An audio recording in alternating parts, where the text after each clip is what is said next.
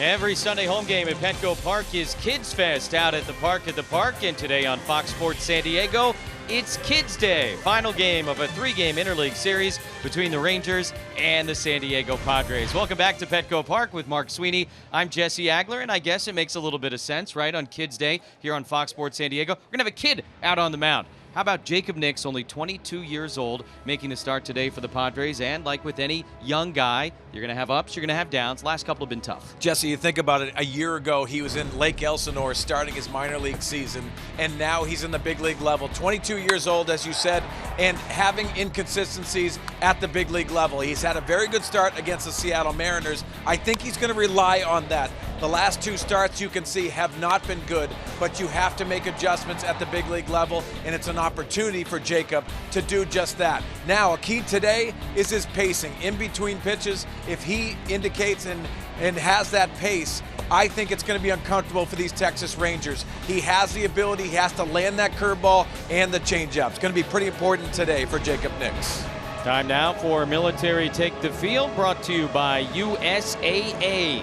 Today's participants, 9 naval aviators from the Navy, the Marine Corps, and the Coast Guard.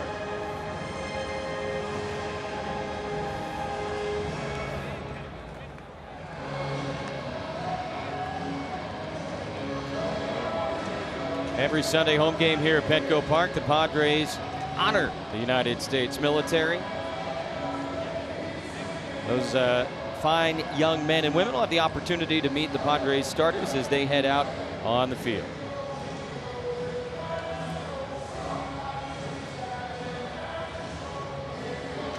Weather report brought to you by your always sunny Honda dealers of San Diego County. 80 degrees, perfect, etc. The usual thing here in downtown San Diego. 7th Major League start for Jacob Nix.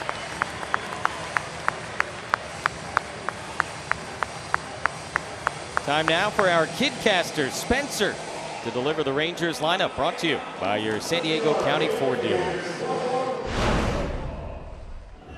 Thanks, Jesse. Leading off is second baseman Rugned Odor. Batting second is shortstop Jurickson Profar. Batting third is right fielder Nomar Mazzara. Batting fourth is center fielder Joey Gallo. Batting fifth is third baseman Isaiah Kiner-Falefa. Batting sixth, first baseman Ronald Guzman. Batting seventh is catcher Robinson Chirinos. Batting eighth is left fielder Willie Cahoon. Batting ninth is pitcher Mike Minor. Back to you, Jesse. Spencer, my man, perfectly done. That was outstanding. You know, when you hit Kiner-Falefa, you know you're going to get them all. That is very true. Nice job, Spencer. And the scouting report for Jacob Nix, and it's going to be pretty important for him to have that curveball changeup usage. He does have that fastball that really dictates the pacing and also in and out, but that curveball and use of the changeup is going to be pretty important. And when he's at his best versus Seattle, he dictated the pace. The pacing is going to be so important for Jacob Nix, the 22-year-old right-hander. Now it's time for the Padres defense, brought to you by your San Diego County Ford dealers. From third to first is Will Myers and Javi Guerra getting his second start at shortstop. Freddie Galvis at second base and Eric Hosmer at first. From left to right, Hunter Renfroe, Manuel Margot, and Franmil Reyes. Francisco Mejia gets the catching duties today for starting pitcher Jacob Nix. Mejia and Hedges alternating 50-50 pretty much the rest of the way here for Andy Green behind the plate.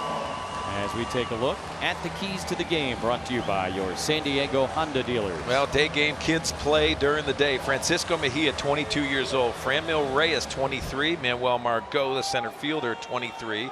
Javi Garrett, 22. And Jacob Nix, the starter, 22. Youth is served today. And you can see youth has to be served for Jacob Nix as well. Your point, I think, is that most every day here at Petco Park in the latter half of this year has been Kids Day. It's one of the youngest teams in baseball, and the Padres running out a bunch of guys in their early 20s. And now they try to avoid the sweep to the Texas Rangers. First pitch swinging, and Rugned Odor fouls one away. We are underway. Odor leading off for only the 4th time this year, and the Rangers are kind of having their own kids' day. We heard that lineup from Spencer. A lot of their younger guys are in the starting 9 here this afternoon. Yeah, and this is really why there's opportunity for these younger players. And why I say that, Jesse, because you go into spring training and there are competitions, but this is the evaluation that you really want to use as an organization. Feels like Odor's been around forever. He's only 24 years old. And another pop foul out of play. Nix in front of him, a ball and 2 strikes. Odor 1 for 9 in the series. He struck out 5 times. He had 30 home runs a year ago, but 18 this season. You know, we haven't mentioned the Bautista thing once in 3 days now. For better or worse, it's one of those things that will always be attached to his name. When it's so true. He and Jose Bautista got into it a couple of years ago on the base paths.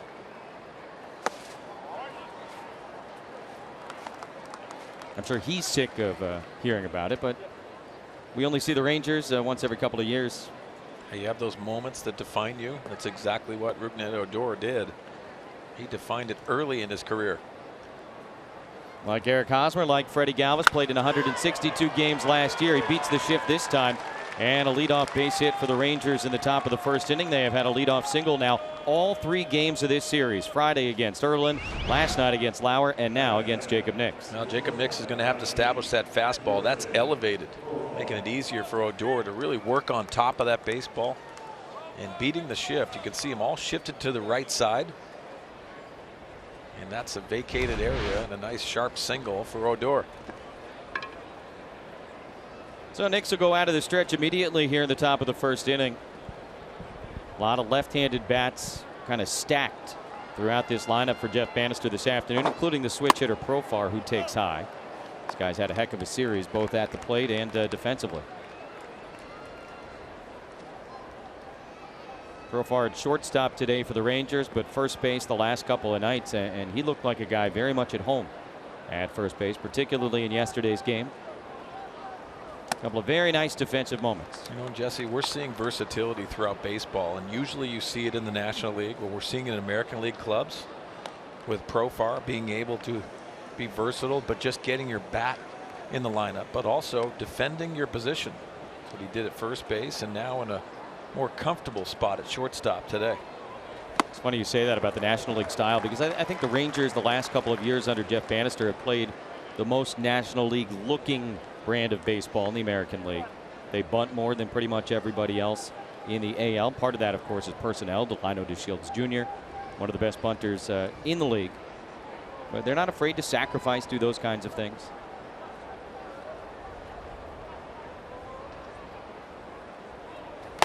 Three balls and a strike. Well, to your point, I mean, Bannister coming over from the Pittsburgh Pirates, spending a lot of time in that organization. That's what you're accustomed to.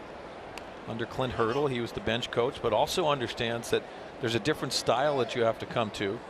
Texas Rangers have been trying to be boppers for so many years, and they have gone where they've struggled as an organization.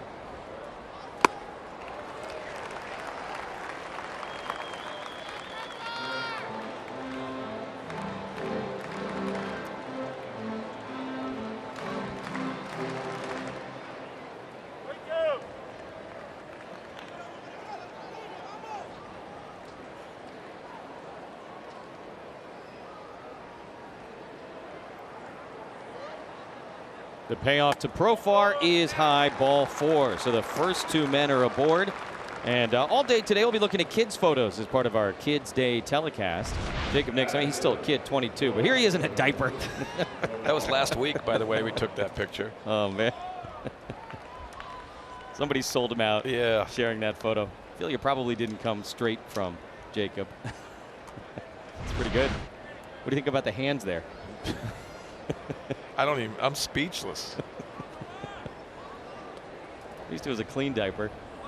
2 on and nobody out against Nix. Nomar Mazara will stand in. There are some outstanding kid pictures coming your way here this afternoon. We got a sneak peek at them. I have a favorite. I'm not going to say which one it is. I have a favorite too. Yeah. I won't name any names, but he's a left-handed pitcher. Yeah, that's mine.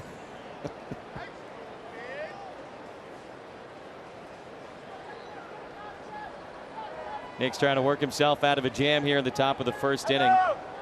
And yesterday for the Padres, it was the 6th inning that kind of got away. 10 guys came to the plate. Rangers scored 5 runs, the big hit from Chirinos, and we talked about it then. Padres have at times this year had trouble with the big inning.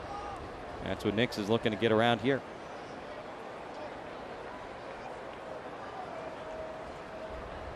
In Nix's last start, the big inning was the 5th inning, and Hosmer will just take this to the bag, 1 away in the first. But a productive out for Mazzara. Now a couple of men in scoring position for the Rangers.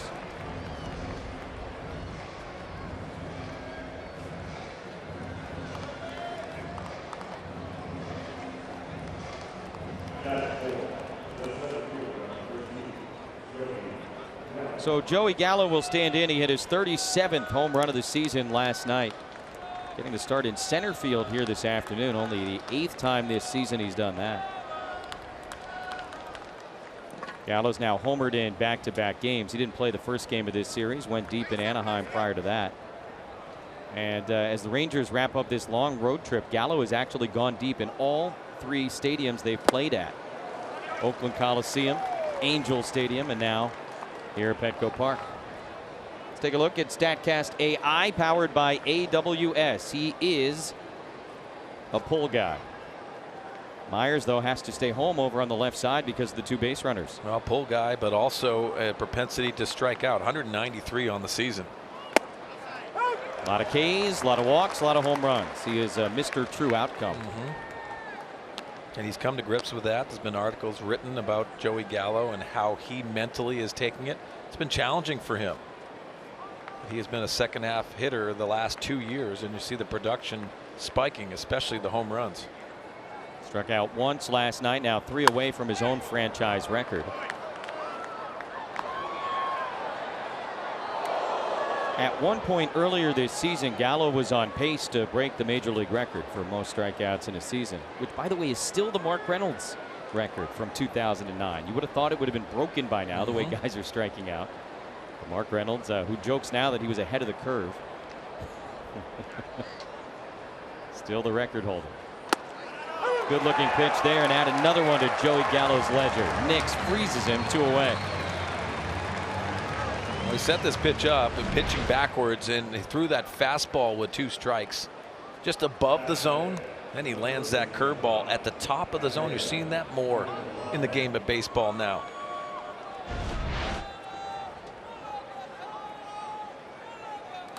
Rangers had runners on second and third, nobody out. Or first and second, nobody out. Second and third with 1 out.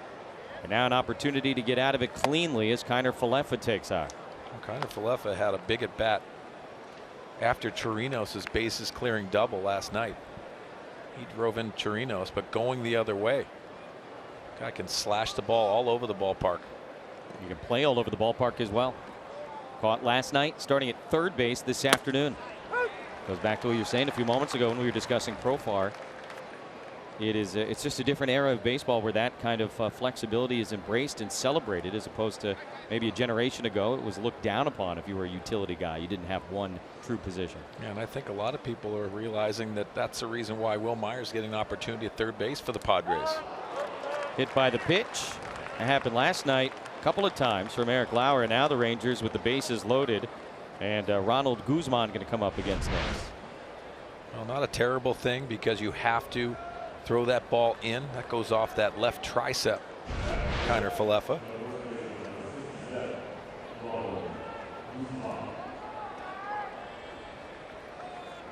Guzman making his first start of this series. He actually suffered a concussion when these 2 teams got together in Arlington back in June and was placed on the concussion disabled list. 15 home runs. He's near the top of the American League rookie leaderboards in several offensive categories, but Nick's in front of him, nothing in 1. Just another guy that has swing and miss to his game. 110 punch outs, just over 350 at bats.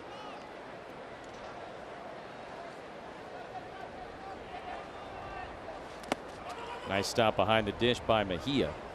Ball and a strike. Francisco came off the bench yesterday, and he and Austin Hedges just kind of going back and forth here, and that is, I think, expected to be the plan the rest of the way. Yeah, and I think Andy Green would like to see some matchups. Mejia has familiarity with Nix. Maybe a little bit of understanding of coming into the start, and also two young players working together on Kids Day. Fouled out of play, now 1-2.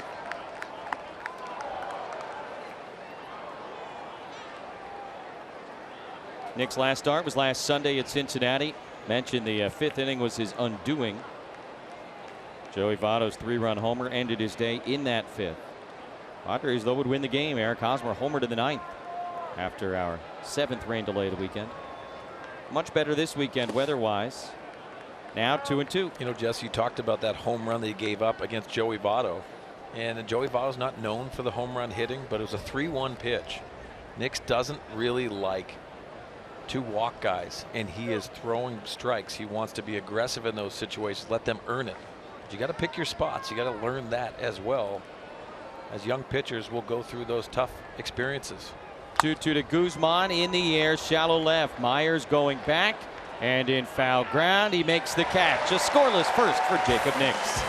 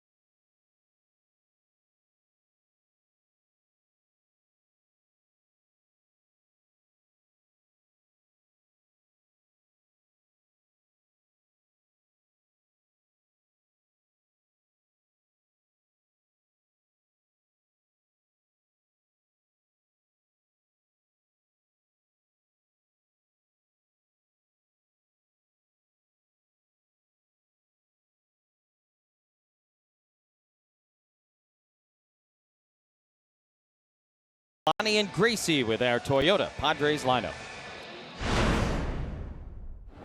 Thanks, Jesse. Leading off is catcher Francisco Mejia. Batting second is third baseman Will Myers. Batting third is left fielder Hunter Renfroe. Batting fourth is first base Eric Hosmer. Batting fifth is right fielder Fredmil Reyes. Batting sixth is second baseman Freddie Galvez. Batting seventh is center fielder Manuel Margot. Batting eighth is the shortstop Javi Guerra. Batting ninth is the pitcher Jacob Nix. Back to you, Jesse. Thank you, Leilani. Thank you, Gracie. That's really good. How cute are those two? Mike Minor, not much of a kid, now 30 years old, making his 27th start of the season, his second against the Padres. First one was really good. They'll try and change things here this afternoon, knock him around a little bit. Mejia, he's a kid. It is amazing. I mean, you mentioned it in the top of the inning. It seems like every guy is rolling out here 22 years old, 23 years old, maybe 24 years old. And what we think of is what we were doing at 22 years old. You were playing professional baseball. I was single A in Quad Cities, Iowa, wondering what am I doing? How old were you when you got your first call up? 25. Certainly some accelerated development taking place here in this Padre organization as Mejia turns on that one. Let's take a look at the scouting report from Mike Minor. He's been excellent since the All-Star break. 8 starts. He has 6-1 in those 8 starts, but also has propensity to give up the long ball. 23 of them he has allowed in 26 starts, but also 18 against right-handed hitters. Mejia, a switch hitter from the right side, behind in the count 0-2, and he pops it up. That's Kiner Falefa, and he makes the catch, one away in the bottom of the first. As Falefa takes that that pop-up, we're going to look at the Rangers defense, brought to you by San Diego County Cadillac dealers. Easy for me to say. Kiner Falefa at third base. Profar gets the start at shortstop. Rougned Odor at second, and Ronald Guzman at first. From left to right, Willie Calhoun, Joey Gallo in center field, and Nomar Mazara in right. Robinson Chirinos gets a start for Mike Minor. Former Atlanta Brave Mike Minor. Working to Will Myers with 1 out in the bottom of the first inning. Braves selected him 7th overall out of Vanderbilt in 2009. Pitched in Atlanta 2010 through 2014. And then he lost all of 2015 and all of 2016 to a labrum injury in the shoulder. Worked out of the bullpen last year in Kansas City, and then Minor hooked on as a free agent with the Rangers this winter. Wanted the opportunity to show he could start again. He's certainly done that. No opener this afternoon for Texas. Just a good old-fashioned starting pitcher. Kind of raised some eyebrows from the Texas Rangers perspective of getting an opportunity at this age. But Mike Minor has benefited from being that starter in Texas.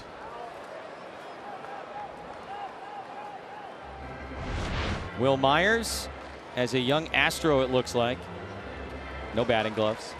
It's a sweet stance. It's not all that different, is it?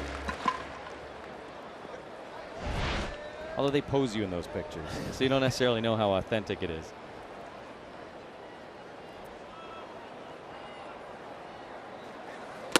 Two and two to Will. Last night, Myers the leadoff hitter for the Padres, only the 5th time this season. 1 for 7 in the first 2 games of this series, starting all 3 at third base. Certainly that's a work in progress. He's aware of it. Strikes out as that one paints the inside part of the plate. 2 away here in the first. A lot of Mike Minor is going to be setting up these situations, and has a lot of movement. Will throw that fastball, the 4-seam fastball, to show, but it's the 2-seamer and the cutter on the edges that really make Mike Minor good when he is locked in. One of the things Rangers people have said about him lately in terms of having success, and you mentioned the numbers since the All-Star break, is the fastball up has just played better. Renfroe plays this one to deep left, a moonshot as Calhoun is running out of room and can't make the catch. It's a home run. Hunter Renfroe is team leading 23rd of the season, and the Padres get one here in the bottom of the first inning. All of the launch angle for Hunter Renfroe. You got to love the home run for the Padres, but I tell you what, left field, Willie Calhoun did not look comfortable. Take a look at the swing from Hunter Renfroe. Being aggressive. You have to do that against Minor. Remember, this is 19th home run he's let up against right-handed hitters. And you see Calhoun really drifting and not having the awareness of where that wall is. He goes up and gets denied by that wall, to the benefit of a home run for the Padres. Rangers have used 3 different guys in left field in the 3 games of this series, and perhaps, as you alluded to, the lack of familiarity was a problem for Calhoun there. Not to say he would have made the catch, but perhaps a playable ball for a more seasoned left fielder. And now Hosmer, who hit one over that same fence last night, takes a line drive the other way for a double. Boy, Eric Hosmer has been hitting the ball really, really hard the last couple of nights.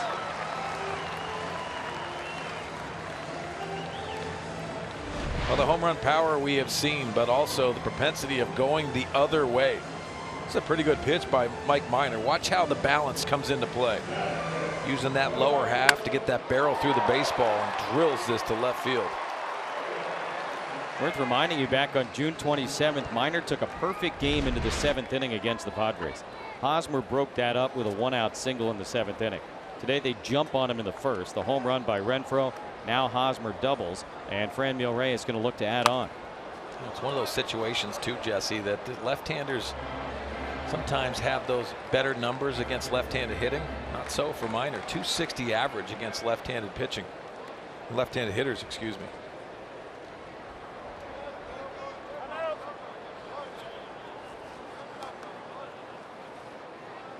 Padres scoring in the first inning since last Friday night in Cincinnati against the Reds, when they got a couple of runs against Anthony DeSclafani.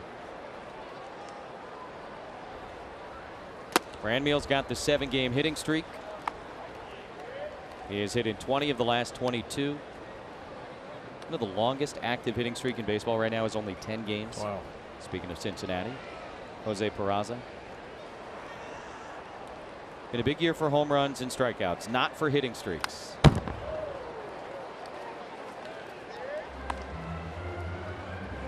There has not been a hitting streak this season of 20 games. It has been since 1972 that you've had a full season without somebody hitting in 20 straight. You can almost hear Tony Gwynn, Mr. Padre, saying, come on, man. Let's do this. Franmeal hard hit, but pretty much right at Kiner Falefa. And his throw good enough to end the first inning. Padres, though, a couple of hard hit extra base hits, including Hunter Renfroe's team leading 23rd home run of this season. A moonshot to left field. 1-0 Padres after 1.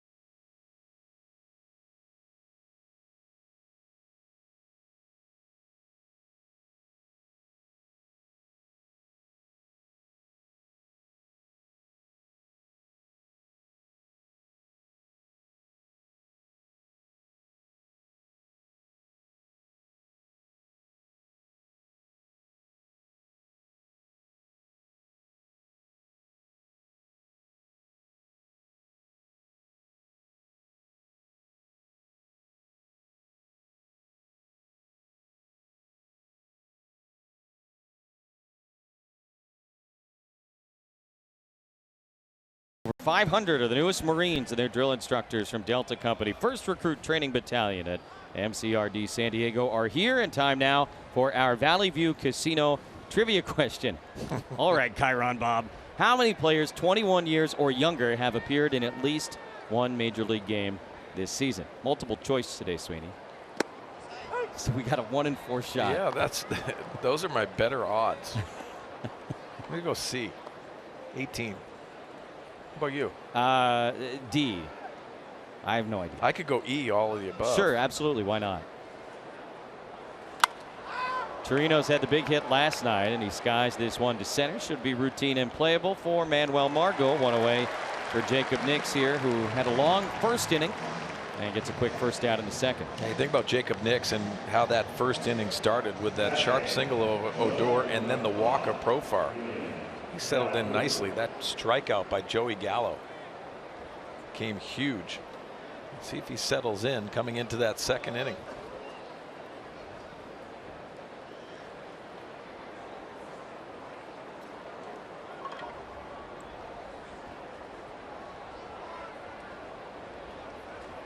First pitch taking, and the number 8 hitter Willie Calhoun looks at ball 1.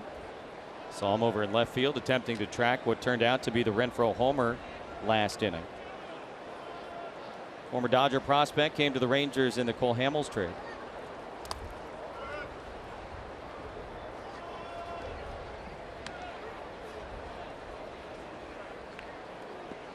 Speaking of young guys, Calhoun certainly a younger guy himself, and Jacob Nix now making what is the 60th start by a rookie this year for the Padres. Calhoun couldn't catch the home run last inning. He's going to have one of his own here in the second. That thing got out of here in a hurry. His second of the season. And the Rangers have come right back to tie this game up 1-1.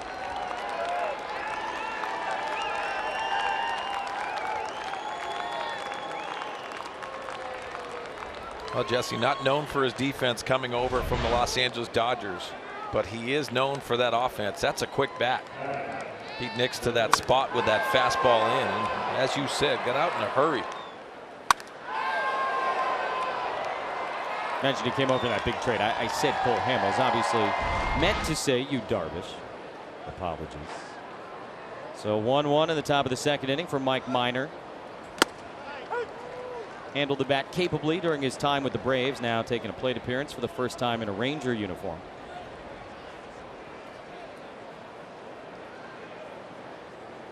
Texas pitchers now 0 for 14 on the season, and quickly 0-2. Texas 9-10 against the National League this year. They have handled interleague play about as well as any American League team. Long run for Margot. Now he's got to fight the sun. He does. And 2 away.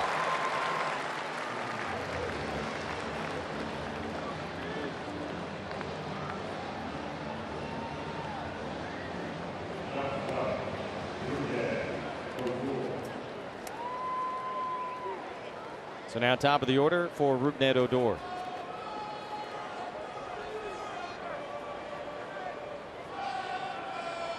Single to the opposite field back in the first.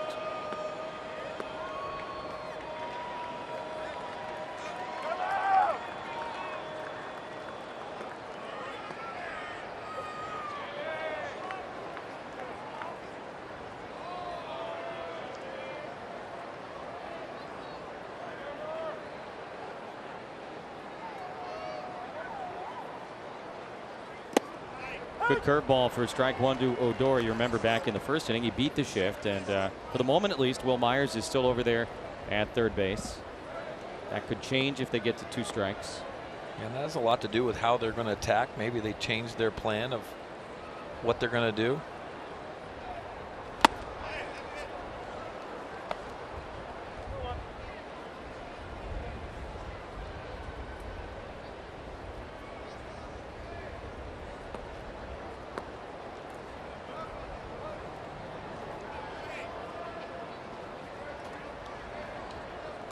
Odor taps it foul at the plate. Now ball in 2 strikes. Well, Jacob's starting to get a feel for that curveball. I think that's the most important thing. You saw him land it against Joey Gallo, but also first pitch strikes. Pretty important. Now they move some things around. No more bunt possibility with 2 strikes. And they look back at that. And if a guy has never bunted against the shift, they're not going to leave the third baseman over there. So you'd certainly expect that at some point this year, if not a couple of times, Odor has tried to bunt early in the count against a big shift. That's why Myers stayed home until there were 2 strikes. That is right down the middle, and strike 3 called. Second of the afternoon for Jacob Nix, but the Rangers tie it up.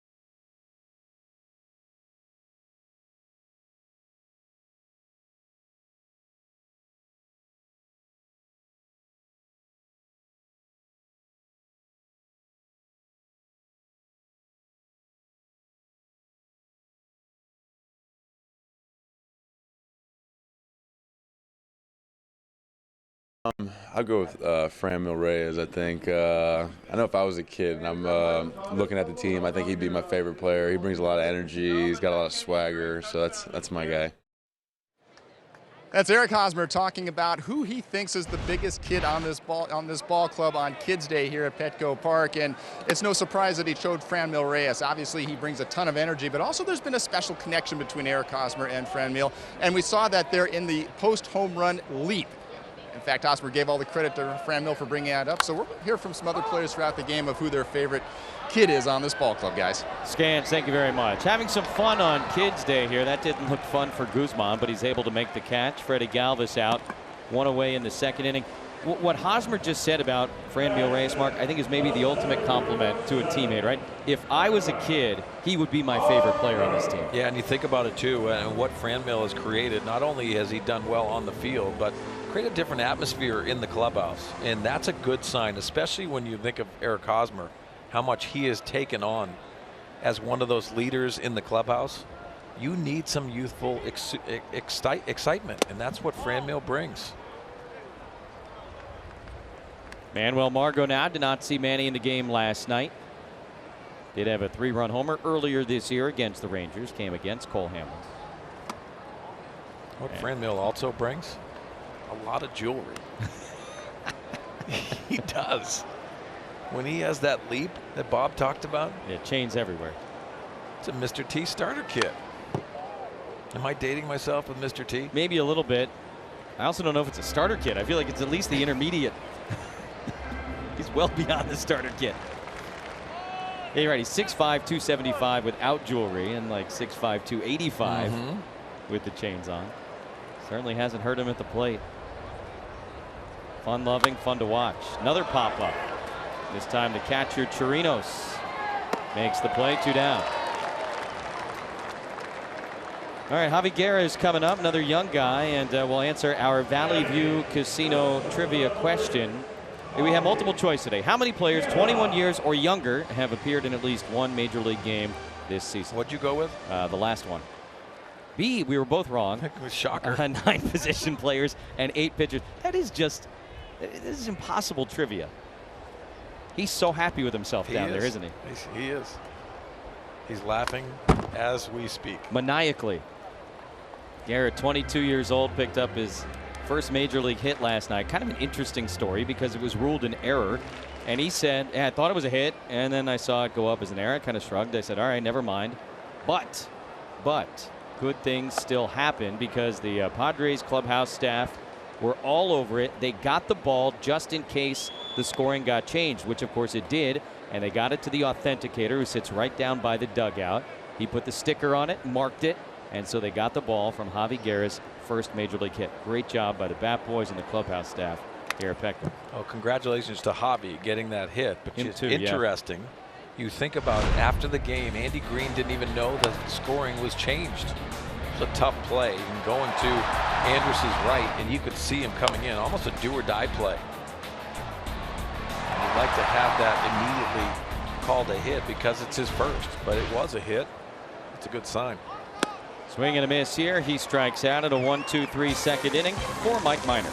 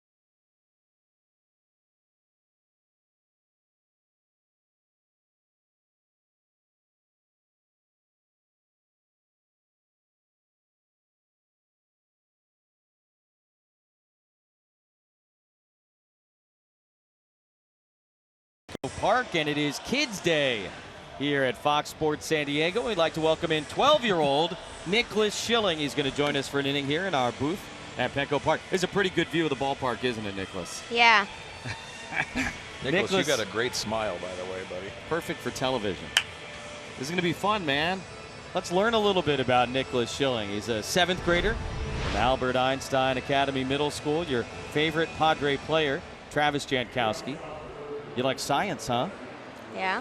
Michael Jackson fan. You want to be a beekeeper. All right, we got a lot to talk about here.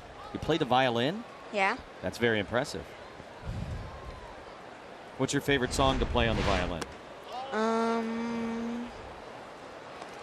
That's a hard one. Okay, well, you can think about it and get back to us. Big Padre fan, you enjoying this experience today? Yeah. What kind of stuff have they had you doing here?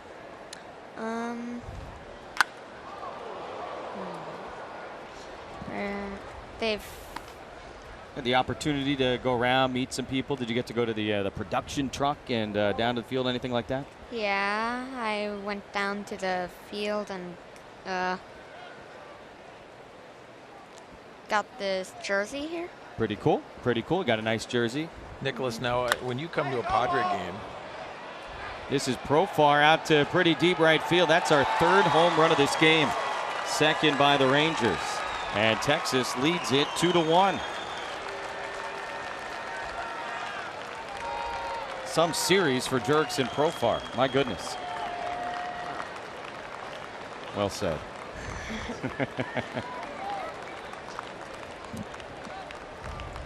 so you come to a Padre game, and you have a Padre jersey. You got to go on the field. Trevor and Hoffman your, jersey. and your favorite player is Travis Jankowski. Why is it Travis? I think it's because he's very funny. He is very funny. I thought you were going to say because he has great hair. And that. I'm not a hair guy. I know that, right? Did you know I was a hair guy? Do you have anything to say about Mark's hair? It's not my fault. You know that, Nicholas, right? It's not Yeah, my fault. I know that. But you have a good head of hair, and so does Travis. But Travis is funny.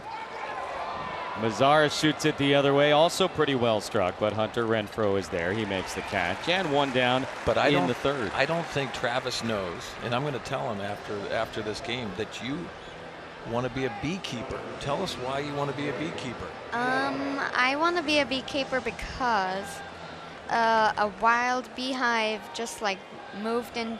A wild bee colony just moved into our backyard. And that's so cool to watch, too. What happens if you get stung like that? It swells up. That's it. It's a good answer. You rub some dirt on it, you move on. Let's go, Sweeney. Hard hit again, but right at Javi Guerra. Well positioned in the shift. And a couple of quick outs after the home run for Jacob Nix. So you're 12 years old, Nicholas. Is it pretty crazy to you that the guy pitching for the Padres right now is only 10 years older than you are? Can you imagine pitching in the major leagues in just 10 years? Yes, I actually can. Can you? Okay. Well, he's got good stuff, apparently. Are you a fastball slider guy? What do you got? In the Major League of Beekeeping. Major League I like Beekeeping. that. I like that. I'll be on TV before you know it. Kiner Falefa at the plate with 2 outs, and the base is empty, and another well-struck ball foul. 0-1. So you're a science guy at school. What do you like about science? Biology is very interesting, and that's what I've got for now. All right, well, that's pretty good. And we also heard that you like to cook as well. What's your favorite food? My favorite food without cooking is mango. All right, Nicholas, thank you very much. Hope you're having a great time on Kids Day. Yeah. Thanks, Nicholas.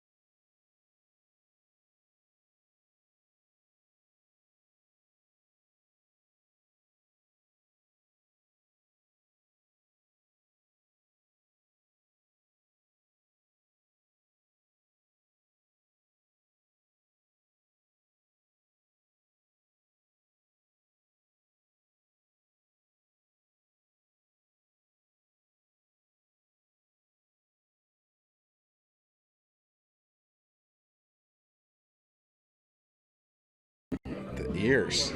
It's Eric Lauer, right? Yeah. It's either Spangy. Is it Spangy? No. No Spangy? Lauer? Big ears. I guess he's grown into them. I don't think they're as bad anymore. Lauer? Oh my gosh. Yeah, no, the ears are sticking out way more than he was now. He must have got an ear job. An ear job. An ear job, yeah. He grew into his ears, Hunter. That's all that happened. You know what I love? You can start hearing the razzing. Oh, yeah. In the locker room. Yeah. There's more to come. There's more to come this afternoon on Kids Day. Thanks to Nicholas Schilling for hanging out with us. 7th grader. We also had our kid casters earlier. Spencer, Leilani, Gracie. And pictures of your favorite Padres from years gone by. But yeah, you're starting to get a sense of what life in the clubhouse is like in the big leagues. And you know what? Those are things that I miss, because those are special times. You realize that there's so many different personalities that come into it, and you form so many great relationships. But having fun is really what it's all about. This is a kid's game. You go out there and you get to perform and play every day. Yes, you get paid for it, but it is the one sport that just keeps you feeling like you're in Little League and you're a kid still. Jacob Nix looking to reach base for the first time in his major league career. Not this time. Beautifully done by Odor at second base. And one out here in the bottom of the 3rd. Now, Rougned Odor has come into the big leagues and felt very comfortable defensively, but he's gone through some tough times. Third base coach Tony Beasley has really taken him under his wing and made him a better defender. As you can see, a very tough play made easily. For Rougned Odor, it has a lot to do with the total package. And defensively, he's made some very good adjustments. Top of the order now for Francisco Mejia. Playing in his 10th game in a Padre uniform.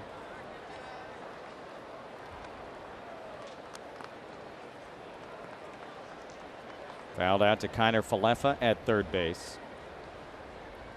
And all the talk about Kiner Falefa, Profar playing different positions, and particularly Kiner Falefa is catching, playing third.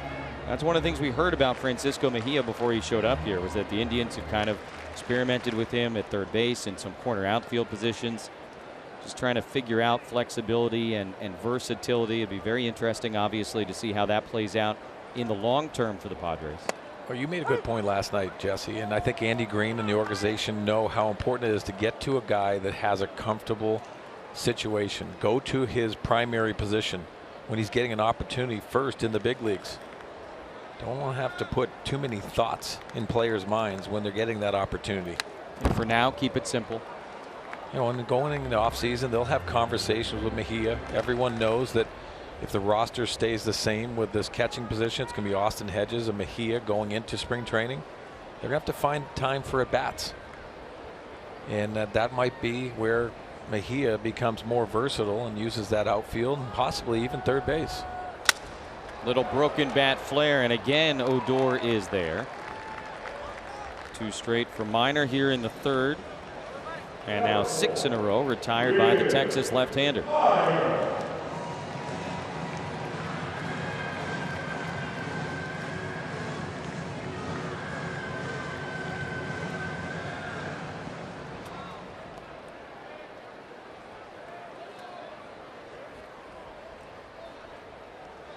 Swinging a nice bat in the last week or so. Myers had a good series against Seattle. Struck out his first time this afternoon.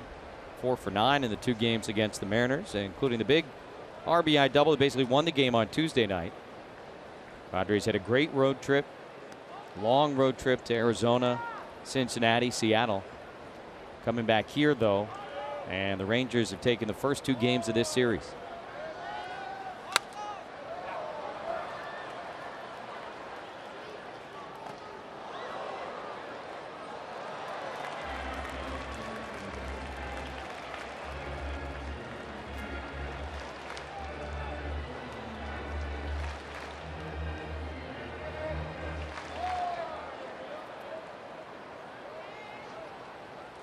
Minor in front of him, 0-2, and he takes low.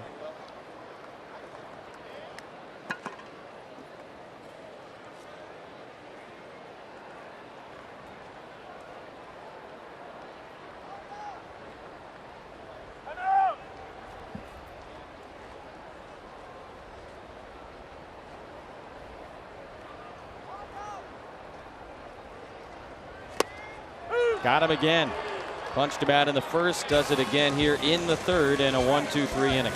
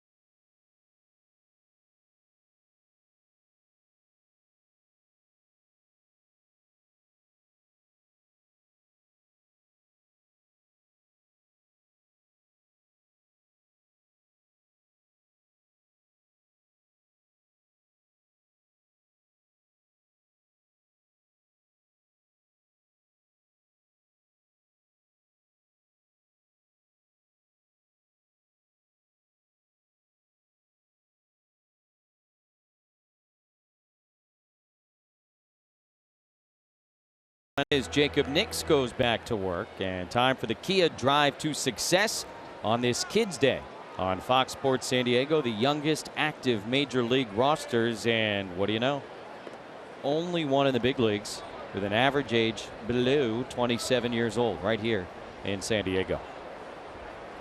Not a huge surprise. Ronald Guzman swings at the first pitch, and Hunter Renfroe makes a running catch. One pitch, one out for Jacob Nix in the fourth. How much can age impact the dynamic of a clubhouse? You've been on veteran teams, obviously, here in '98. Great veteran presences in that clubhouse. I imagine it can make a huge world of difference just in terms of the way it feels in there. Yeah, I think ideally, Jesse, the best ones I've been around, and it doesn't mean that it's the right thing, is there's a blend. I think you need to have veteran guys, much like Clayton Richard, has been a huge influence, Craig Stammen.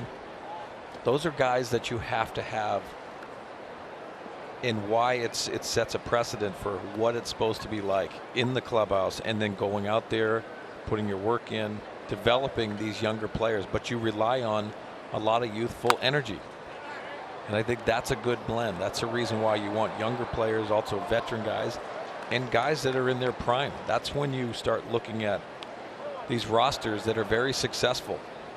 I think that's a requirement, and where the Padres would like to get to. No surprise seeing the veteran catcher A.J. Ellis sitting between a couple of the rookie left-handed pitchers right there. Nicely done by Jacob Nix on the comebacker. And 2 outs here in the top of the fourth inning. You know, and A.J. Ellis is one of those guys that I don't think people realize the value. I mean, we do because we're around the club for so long. There's a value to A.J. Ellis. Not only is how he's performed on the field, but the conversations, setting people up of how they're going to be successful by looking at videotapes, scouting reports, how to break things down. Those are things that you learn on the fly when you're a younger player. And sometimes it can be overwhelming if you don't have a veteran guy to be able to talk you through it. Willie Calhoun homered in his first at bat. He takes inside from Nix here 1-0. And I think that all goes back to Eric Hosmer too. Part of the reason, I don't think there's any doubt that the Padres offered him the free agent deal that they did last spring was because they wanted his presence in this clubhouse. Jam shot out to right. And a 1-2-3 fourth inning for Jacob Nix on just 6 pitches.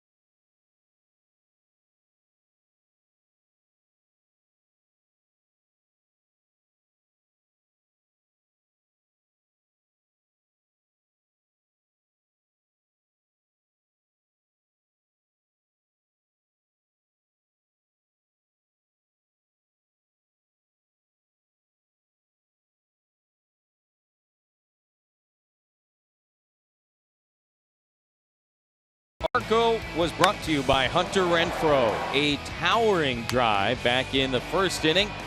His team leading 23rd home run of the season gave the Padres a 1-0 lead. Texas would tie it up and take the lead on a couple of their home runs. And there is a young, slugging Hunter Renfroe. That's a great picture. Sure is. What do you think his sponsor is on that jersey? Hard to tell, right? You got anything? I don't. We'll have to ask him. Did you have sponsors or team names when you were growing up? We had sponsors on our back. Okay. Which was good. I was on the White Sox, coached by my dad, which was extra special for me. He's the youngest of 4 boys, so I had to fall in line. How about you? Always had sponsors on the front. We never had real teams, which was kind of a bummer. But we had some funny sponsors. What was your colors? Different. I remember we had a bright orange one year. That was cool with black. Had red and white one year. Special K cereal one year. Black jersey with a white logo on the front. I think that was Coach Pitch. You were special. Oh yeah, Special K. We're just striking out. K. Bad team name for a Little League team, I think. Hunter, by the way, we mentioned the launch angle on that home run. Total moonshot, 45 degrees. The highest launch angle of any Padre home run this season.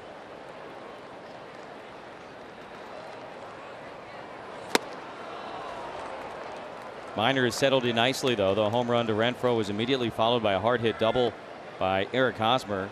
Benobi has reached since then 7 in a row set down by the 30-year-old left-hander.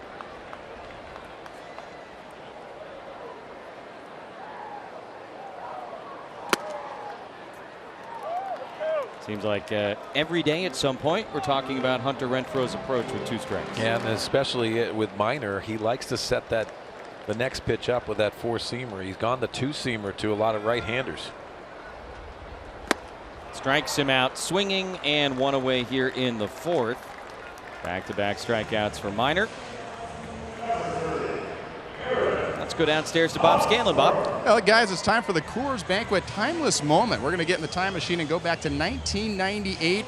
Eric Hosmer enters the pitch, hit, and run contest and comes in 2nd place overall in the nation. Not a bad day for the youngster, only 8 years old. He remembers the moment well. It was before the 1998 All-Star Game in Denver. And the thing that he remembers most about it, guys, is that his favorite player, Ken Griffey Jr., was actually in the home run hitting contest that year. And, you know, it's kind of funny. 9 years later, a guy comes up to him in a summer ball league and says, "Hey, you don't remember me probably. My name is Ryan Sharpley, and I beat you in that pitch, hit, and run contest." So many years later, he reunited with that guy, but certainly a special moment that Eric Hosmer remembers. Those kinds of connections are so cool in baseball. And there was a great story written by Kevin Acey in the Union Tribune during spring training about Hosmer and Robert Stock.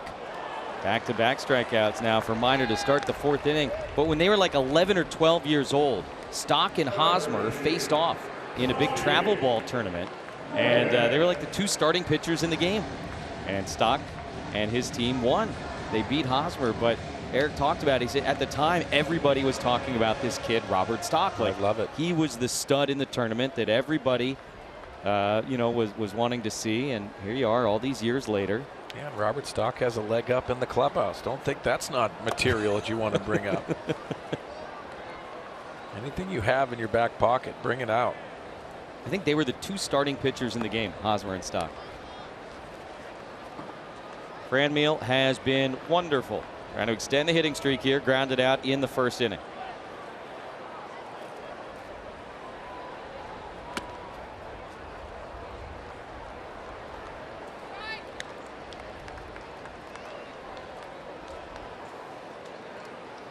Yeah, Hosmer came up from Florida, Stock in California.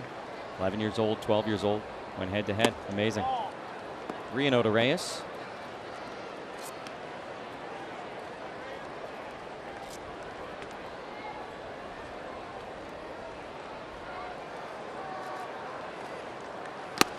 And a 4-pitch walk. First of the day issued by Minor, who had retired 9 in a row. Freddie Galvis coming to the plate. I like the Dale Murphy era Braves road jersey. You got to have a truck. He's probably picking that on the backhand, too. That left hand. Probably just reaching back and just scooping up a ball. Freddie Galvis has been fun to watch this year.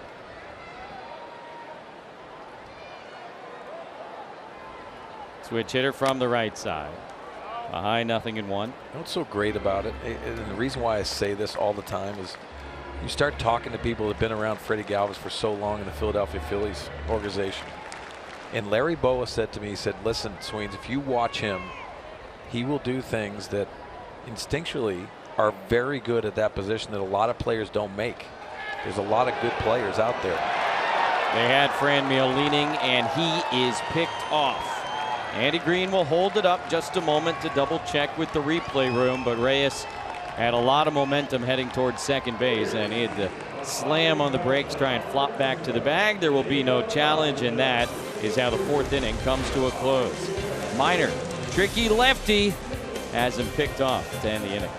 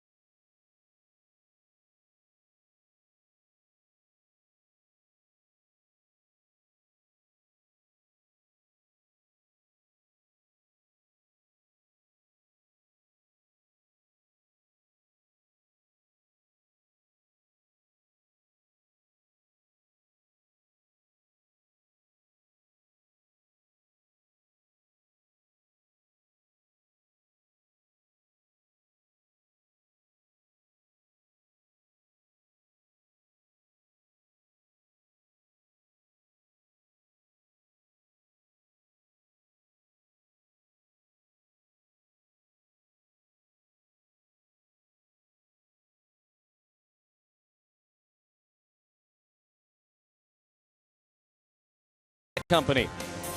By Jack in the Box. This season, Padres home runs score free Jumbo Jacks only at Jack in the Box. And by USAA, proudly serving the needs of the military community for over 90 years. Mike Minor will lead off against Jacob Nix here in the top of the 5th inning. 3 solo home runs. That's it in terms of run scoring. Renfroe in the 1st, and then for the Rangers, Calhoun in the 2nd and Profar in the 3rd. Welcome in Tony Gwynn Jr. Going to hang with us for a couple of innings, and we're doing Kids Day today. Yes, we are. Nice job with the instructional today out Thank there, you. hitting off the tee. Yeah. Listen, your second stroke was really nice, and it's not shocking. I'm not saying that, but you probably shocked yourself. I did. Get out there and start taking BP. No. You're too young not to swing. I don't want to do that. I don't think that's a good idea. On Kids Day, you should be swinging, and you look good today. Giving lessons out there. Quick strikeout of Mike Minor. That's the 3rd of the afternoon for Jacob Nix. Obviously, baseball as a kid for you is a little bit different than for most of us. Your first memories, you have a thing that pops out to you, or was it just sort of always there for little Tony? Man, I think the first thing that pops in my mind is walking into the locker room for the first time and getting to see the little intricacies that go on behind the scenes that, you know, a lot of people don't get a chance to experience. I think seeing the jerseys up, hanging in the lockers when everybody walks in was something that I've always found to be one of those moments for me that means a lot for some reason. You know, Tony, and asking you this too, and I think this is one of those tough situations people don't realize, but your dad didn't get to see you play Little League that much, but your mom did, and going out there and taking you to games. How important was that for you? It was important for me. I think I learned because of the job that there's a likelihood that my dad or my mom might not get a chance to see me play when it came to baseball. Now, they saw me play the other sports. Baseball was one in particular that I don't think my dad actually got to see me play until I was actually playing professional. Wow. Makes sense. I mean, you spend so much time away. I mean, it's, you know, from basically February to the beginning of October, possibly longer in a few occasions, where you just don't have the time to be able to see those games. I know this isn't a big guess, but I'm sure he knew exactly what you were doing every time, though. Yeah. Franmil trying to do something in the right field corner, and he's able to make the catch. Oh, it gets tricky out there with that Petco porch. Reyes negotiating the angles nicely, and Odor flies out 2 away in the 5th. It's a nice play by Franmil. He hasn't had a lot of reps on balls near the wall, so that area is still something he's getting used to. And as you said, Jesse, because of the way that wall kind of angles out, ends up having a little more space than he initially thought. Saw Calhoun having a little bit of trouble with the left field fence on the home run by Hunter Renfroe early in the game. Familiarity is a big deal, and there's less of it certainly in interleague play, or for a guy newish to the big leagues like Franmil Reyes. Now, right field, right behind second base. It's a sun field. That's what you got to be careful of. So you're battling that as an outfielder. Trying to position that at times will put your body in a tough situation, especially around the wall.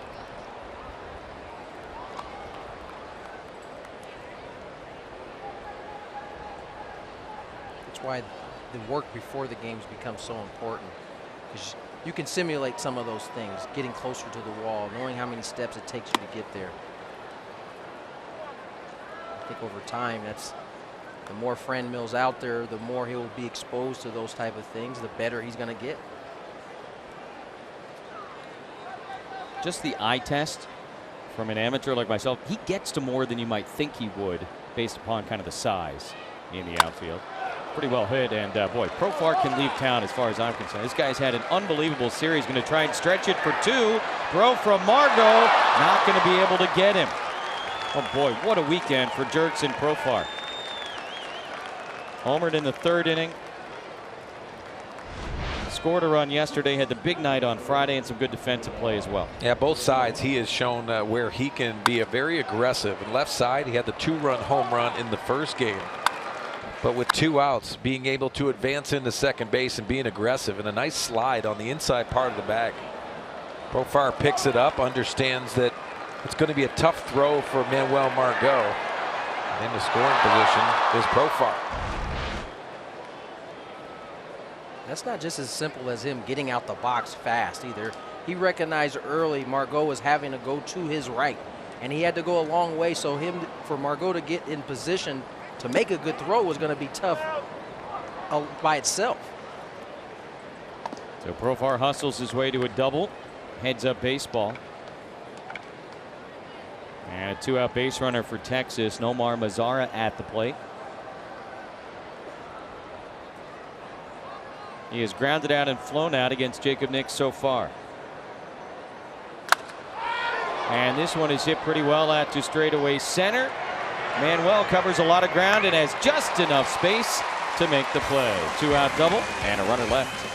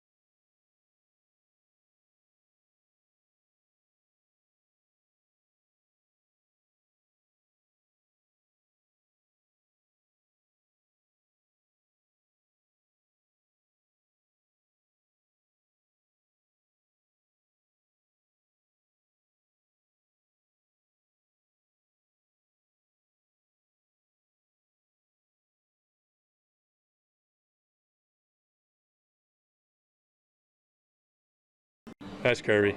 That was an easy one for you, huh? That was an easy one. He's got the same, like, this is exactly how he throws now. That's me. Stud. Bad boys. Kirby? Yeah. Curbs, you're an ugly kid, dude. You're an ugly kid. Oh, that's great. Hedges is vicious. Welcome to a big league clubhouse. That's not really vicious either. That's nice. That's really nice. Calling him an happens in the ugly kid clubhouse. is nice. Oh, man. It's true. Wingeter had it nailed, by the way. I mean, Kirby, he still stands that same way before he pitches. Got the same setup. I wonder if he was throwing the split there. I doubt it. Yeah, I'm thinking probably not. Probably developed that a little bit later on. Freddie Galvis was at the plate when Reyes was picked off to end the 4th inning, so he gets another shot at Mike Minor here. Fouled out in his only true at bat today, so he's 0 for 1.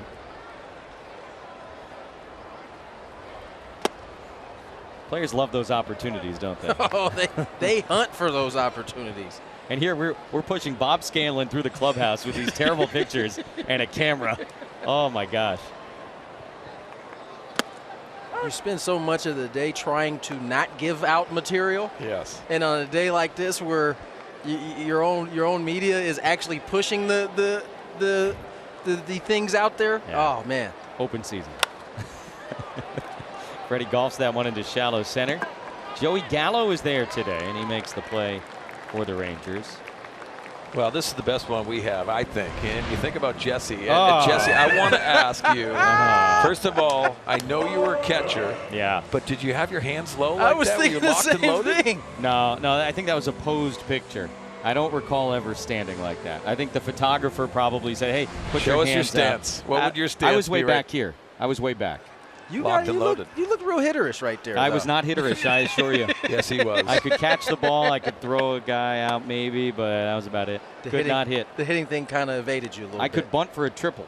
But I could run. The other question is would Austin Hedges yell across the room that you were a ugly kid? Very ugly kid. That's Very the thing. ugly We're kid. not doing it. No, There's you would no never. way. No. By the There's way, no way. you were saying earlier, we always had sponsors in Little League. In my Little League, we never had actual team names. And this is a true story. You can't see it there, and maybe that's why the guy posed me that way. It was a funeral home. That was sponsoring you guys? On the front of our jersey. Dr. Death. Oh, my goodness.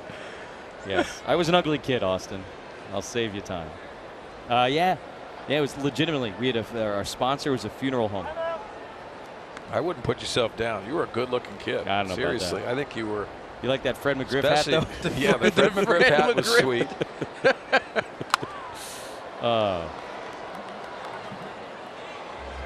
Speaking of good-looking kids. Uh-oh. Oh, look at that guy. Milfad. Yeah, that's gross. Hair? I was about to say, it's interesting to see that you had no facial hair still, I but know. your arms are quite hairy there. Yeah. Well, blame my parents. I blame my parents on everything. Being ugly, hairy arms, everything. Was that high school? You know what I'm shocked about? I was on the bench. How did that happen? That's unbelievable. How does that happen? Did they know something already? They were foreseeing that already happening. Hard hit and line into left field. A one-out base hit for Manuel Margot. That is the first Padre hit against Mike Minor since the Hosmer double in the first inning. Tying run aboard for Javi Guerra. Oh, Manuel Margot goes down and gets this one. That's a ball that's out of the strike zone that he handles. So imperative for Manuel Margot to end the season on a good note. Go into the offseason with good thoughts. Such an important thing to have your mindset going into an offseason in a good place. Minor's already picked off one guy today as Guerra misses a fastball.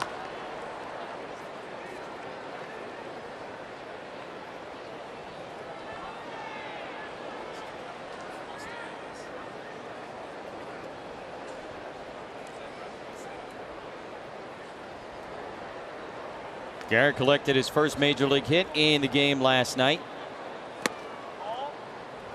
Evens it up 1-1. We've heard so much the last few years about Javi Guerra's glove and his arm in particular over at shortstop. I think he had one ball hit his way last night on the ground.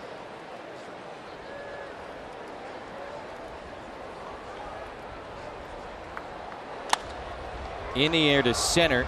Gallo was shallow, comes in a few more, and makes the catch for out number 2. The other member of our broadcast crew this afternoon is Bob Scanlon. Speaking of hair, look at that salad on top of that head. Put some dressing in that salad too. That's the natural look, the Beach Boy look, man, coming out of Southern California. Is that what that is, the Beach Boy look? That was it, man, hanging out. That was Scranton Wilkes-Barre, that picture taken. I remember it was about 10 degrees out there for picture day. We had to step around the snow and the ice to take those photos that day. So I'm just glad there weren't any icicles hanging off my ears. Bob, you didn't want to put any gel in there? No, that was pre-gel. That was my Justin Bieber stage. Nice. You were Bieber before You were rocking it hard then. Yeah. You know, we all have to make adjustments over the course of our lives, you know, and we do the best that we can as we get a little bit older, right? And we live with our past mistakes. It's all good, guys. His hair has gotten better as the years have gone on. That's unbelievable. Me and Sweens are on the wrong end of the hair thing. Goodness. Amazing what a hair hat will do for you guys. Yeah. We're a lost cause, Tony. There's no coming back. Nick's grounded out the other way his first time. In the air the other way this time. And Mazzara runs out of room. No balls and 2 strikes. Speaking of hair, Mike Pomerantz. Wow. Oh, left-hander. Oh, Michael. Wow. Seriously. I hope he looks up at the TV at some point so he can see this. If he unzips his zipper, he could take a drink. They are pretty high up, aren't they? That's unbelievable. Was that a style that I'm unaware of? I don't know. That you were First supposed of all, to wear your he's baseball pants? I don't think anybody was aware of that style. Trying to find that release point, too, isn't he? Way up there. Straight over the Oh, top. the left-hander. Right next to Steven Rose.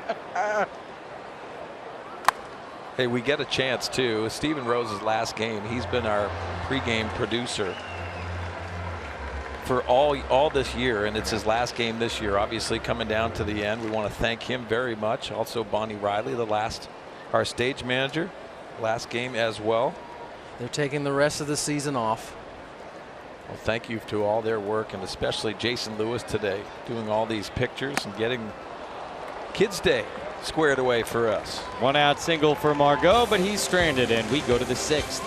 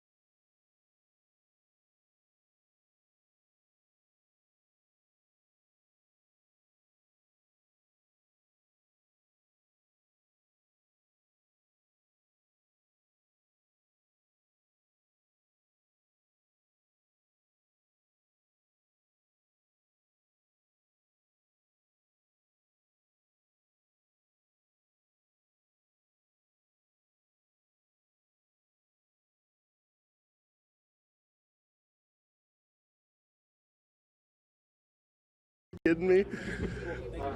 My goodness, he looks the exact same. He looks the exact same. I know who it is. Luke Casey.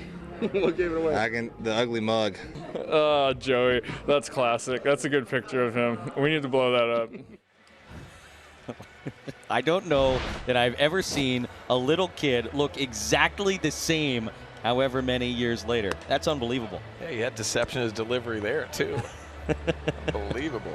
Joey Lucchese on Kids Day. That was pre-Churv, by the way. The Churv was developed after his Astros Little League days. He hadn't created it yet. That's unbelievable. I mean, he looks He exactly does look the dead same. on. Yeah. It's amazing. Jacob Nix back to work here. He has gotten through 6 innings 3 times already in his first 6 major league starts. Trying to do that again today. Just a couple of solo home runs. Profar in the 3rd, Calhoun in the 2nd, and now he's got the middle of the Ranger batting order. Joey Gallo homered in yesterday's game, and he's just kind of a big kid out there himself.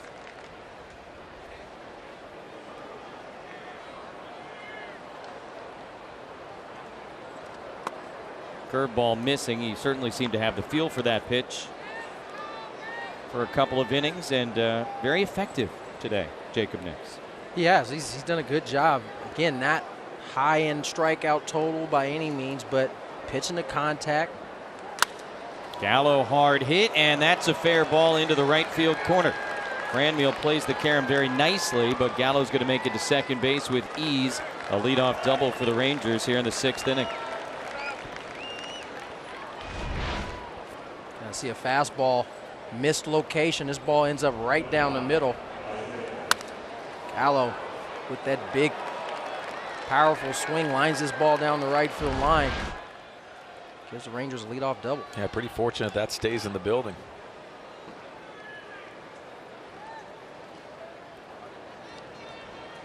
So here's IKF, Isaiah Kiner-Falefa.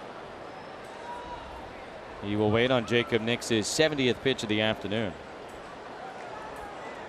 Talking about the strikeouts not really being a big part of Jacob's game so far. He did have 5 in his last start against the Reds. That was a career high. Obviously, he had that near complete game as one of the wicks is up for the Padres. And no walks, no strikeouts in nearly 9 innings of work. It's really an amazing thing to see. You know, and you go back on those 2 starts. In the Cincinnati start, he got off to such a good start and kind of ran out of gas there. And then you fast forward to the next start in Seattle where he doesn't have any walks or strikeouts, and yet he's able to navigate through the order a few times, 3 times through. And to your point, Tony, I think he needs to learn from that Seattle start. He set a pace, he set a tone today, slowing up a little bit at times, especially with runners on. Hosmer with an opportunity to do this again. And they got Gallo hung up between 2nd and 3rd. See if the Padres can execute the rundown. There's 1 out, a chance for 2. Not in time. That's Hosmer at second base trying to apply the tag. And a close play, obviously, as the Rangers nearly ran themselves into 2 outs. Padres did a good job executing the rundown here. Gallo tried to stay in long enough to give Kiner-Falefa enough time to get there to second base. Gallo, I don't know how he wasn't called out earlier, because he is at least 4 or 5 steps on the infield grass. And they are going to take a look at that, because you could see him applying the tag. Didn't look like that right foot got into second base. Obviously an awkward tag for Hosmer to try and make. Certainly not used to being at second base with a guy sliding towards him. Yeah, and Jesse, you know what? The awareness of having Hosmer even at second base there. If he delivered the throw, he got involved with that rundown. CB Buckner's the second base umpire. He made that call, and obviously a really tough one. So he's on the headsets with the crew chief fielding Culbreth. New York taking a look at it. It was probably the best angle we've seen. I'm with you guys. I think he's out. I think he's out. And if you're scoring at home, I believe this will go down as a 3-5-6-5-3 double play. You know, routine. You're right, though. Just Hosmer being there is some really good heads-up baseball. Mr. Culbreth.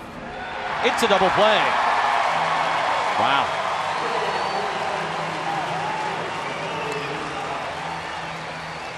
Well, after that decision by the crew chief fielding Culbreth, you could see Jacob Nix pounding his glove in excitement. That's a boost there. Nice play by Hosmer. Constantly knowing and having that awareness and being able to nab a base runner that really made a bad mistake. Cut down Andrews. yesterday at the plate from deep at first base. We've really seen a controlled aggressiveness from Eric Hosmer defensively this year in his first season as a Padre.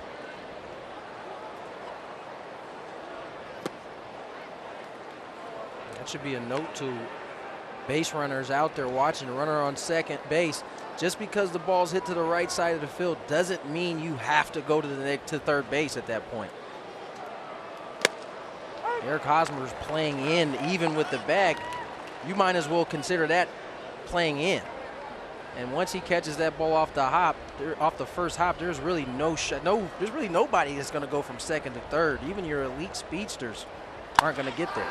Guzman the other way towards the gap, and that's going to be over everybody's head and off the wall. Renfroe had trouble playing it on one hop, and so another two-base hit for the Rangers. Gallo with a lead double, now Guzman with a two-out double. I tell you what, that was huge for that double play, and that ball staying in the building. See, Guzman gets this pitch elevated. These Rangers are starting to take some hacks and look comfortable against Jacob Nix. But fortunate enough, this one stays in for only a double. But you go back to that play, that double play. That's a run-scoring double there if they don't make that. Saw Rowan Wick was up and throwing the right-hander. But for the moment at least, Jacob Nix is going to be given the opportunity to finish 6 innings. Pitch count not the issue right now. He's already gotten Chirinos twice today, and ahead of him here, 0-1. Remember, guys, Chirinos hit that fastball with bases clearing double last night. Seen a heavy dose of off-speed pitches to him today.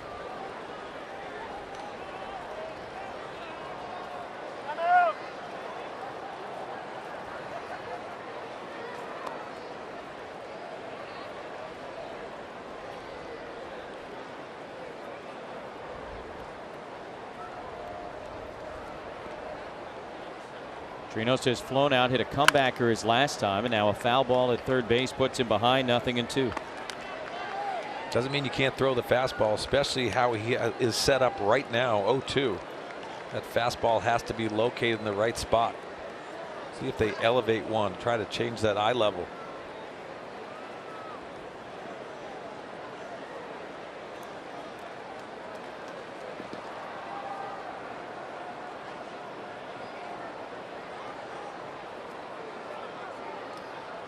Here's the 0-2, and that'll miss outside.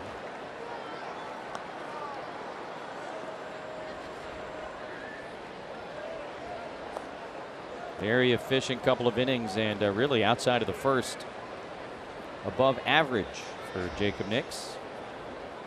Not above average number of pitches, above average results. Little looper, shallow. Franmil can't get there, and that's going to get a run home. Misses the cutoff man. Opportunity for Mejia to show off the arm, and they got him. So the Rangers make all 3 outs here in the 6th inning on the bases. They do get a run, though, and now lead by 2.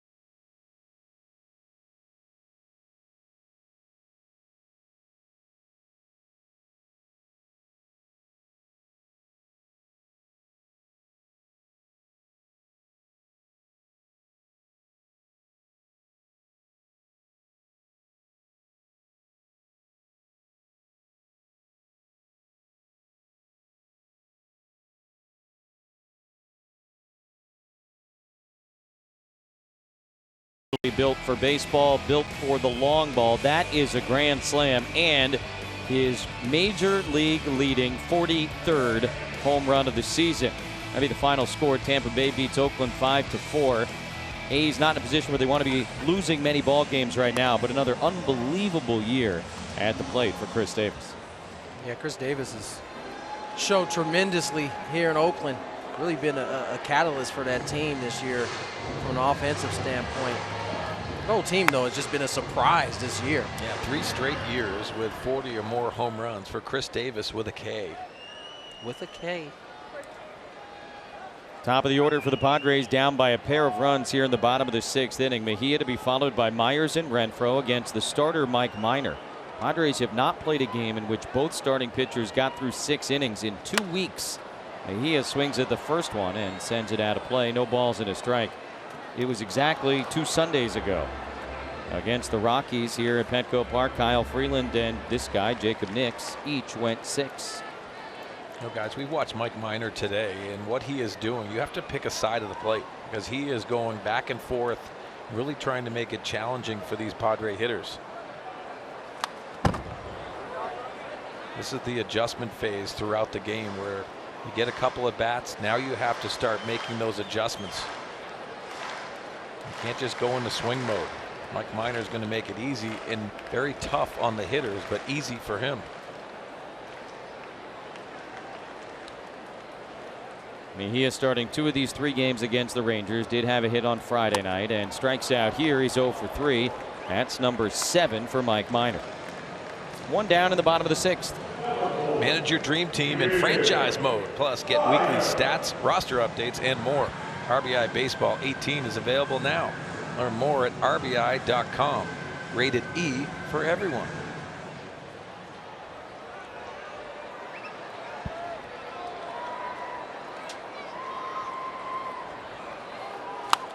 Myers goes after the first pitch, fouls it back out of play. 0-1 on Will, who was struck out twice tonight, or today, against Mike Minor. Who took him and picked the stick? Is that you, Swing? Yep.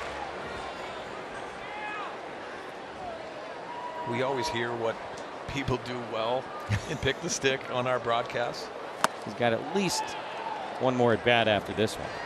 Except the days that I'm here. I mean, we pretty much highlight how bad I do when I'm up here with you guys. Who do you have today?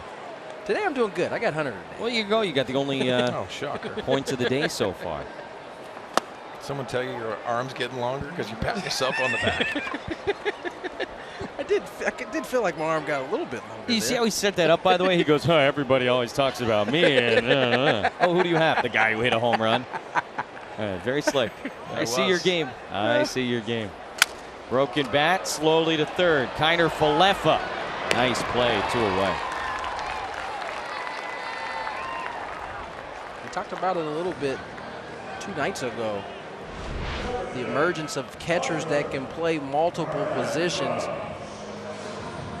Here's Kiner Falefa coming in on a tough play. He's able to make the quick transfer. Makes the on-target throw to get Will Myers.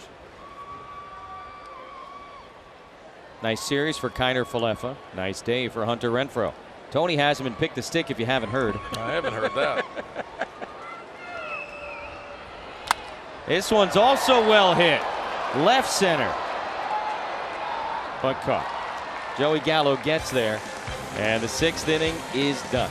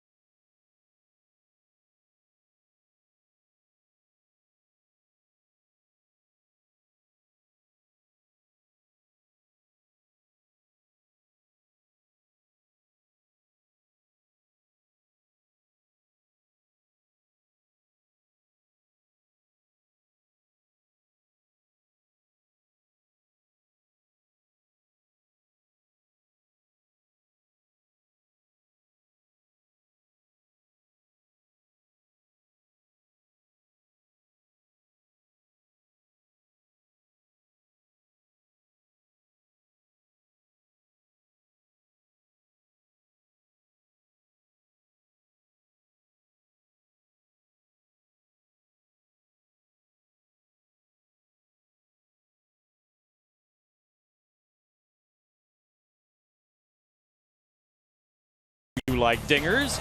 Hunter Renfroe is 23rd of the season in the bottom of the first inning, gave the Padres a 1-0 lead, but the Rangers would bounce back. Top of the second, Willie Calhoun sneaks one out of here to right field, his second of the year. And the next inning after that, a lead shot by Jurickson Profar, who's just had a phenomenal series for the Rangers. That made it 3-1 Texas, and that is still the score as we go to the 7th.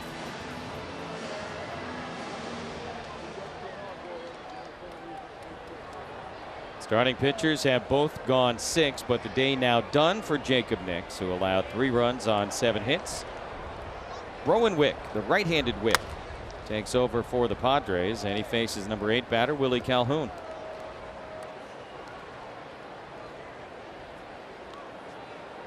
I'll see the numbers on Rowan Wick in his 7th game. Really shown well. I like the fastball. The fastball is going to play at this level, but has to refine his secondary stuff. See it right there. That's a good one.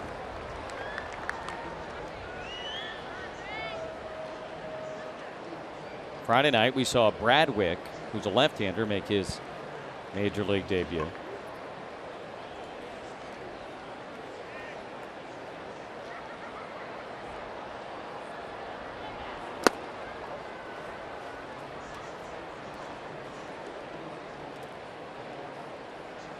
Calhoun's homer in the second tied the game. Flew to right field his last time. And Minor's in the on-deck circle, apparently to hit for himself. And why not? Only 3 hits for the Padres this afternoon. You know, Jesse, we always talk about how younger pitchers can refine. And from the hitter's perspective, it's not necessarily location all the time with the breaking ball and the off-speed pitches. It has a lot to do with how you release it and the release point. If it changes, hitters will pick up on that. So you'll see some very good sliders from, you know, the cutting action of Rowan Wick has the ability to get outs consistently. But if you're showing a different release point, that's the refinement that I think a lot of young pitchers need to make and understand. That's what the hitters, and especially experienced hitters, are picking up. Is that pretty much just pitching or tipping your pitches? Yeah, and it's a way of being able to work on your craft. Nice running grab by Hunter Renfroe out in left field. That's the first out in the 7th. Let's go downstairs to Bob Scanlon. Hey guys, it's time for the Ram Truck Tools of the Trade. We're going to flash back to 2006, the Aflac All-American High School game. That is Robert Stock hitting from the left side, going deep, dead center field, 410 feet away. Now he started the game on the mound, went back behind the plate to do some catching, got an opportunity to hit that ball for the home run, and the deliverer of that long ball, none other than Major League pitcher Rick Porcello. Wow. Certainly a moment that Robert Stock won't forget. Another little side note, guys, a few years before that, Jesse, you had mentioned that Eric Hosmer knew of Robert Stock back in their youth days. Robert had thrown a bunch of no-hitters, including one to conclude the championship for his Acura Mustangs All-Star team against Taiwan. So he has a championship nationally under his belt as well. And I asked him if he had any special memories of that no-hitter, and he said, not really. I was throwing no-hitters all the time, guys, so wasn't that big a deal to him.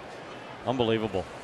I love looking back at guys who end up in the big leagues and some of their like youth and high school and even college stats because they were so dominant. And you hear stuff like that. Oh yeah, no, I threw a bunch of no-hitters, so I don't really remember that one in particular. Guy hit 670 his senior year of high school. I love how he hits the home run to center, but you start seeing him circle those pillows at number 21. And that has reference to a lot of successful pitchers in the game. Speaking of pitchers hitting the ball hard, Mike Minor off the very top of the wall. He's going to try for 2, and he's going to get there. Well, some afternoon for the 30-year-old left-hander. Mike Minor does his best Robert Stock impersonation and bangs this one off the wall, his 6th career double. Well, located right down the middle. That's a mistake. I don't care who's hitting. Get that barrel out there and it'll fly. Thought this had a chance to leave the building, and it goes off 3/4 the way up the wall. 5 years with the Braves, couple of home runs, 5 doubles with Atlanta, and now 1 as a Ranger. There's one coming against Rowan Wick with 1 out in the 7th. That's an insurance run out in scoring position for Texas in another close game between these two teams. Rangers now out hitting the Padres 8-3 on the afternoon. You know what? I feel like we always end up talking about, runners in scoring position and how many hits a team comes up with. For me, in the first 2 games of this series, it was more about the number of at-bats that the 2 teams had with runners in scoring position. The Rangers threw last night 27 at-bats in 2 games with runners in scoring position, 12 for the Padres. That, to me, tells a lot of the story of the first 2 nights. This one is skied. And Mejia, I think, having some trouble finding it in the sun won't matter. It's out of play. Yeah, Jesse, you're right. I mean, that's been the difference maker for me. And also go back to that first game, 4 double plays hit into for the Padres. Yeah. So offensively, just not having the flow and getting in that opportunity, it's really been for the Padres the home run ball. 3-run homer by Eric Hosmer and the solo shot today. Home run hitter Robert Stock warming up.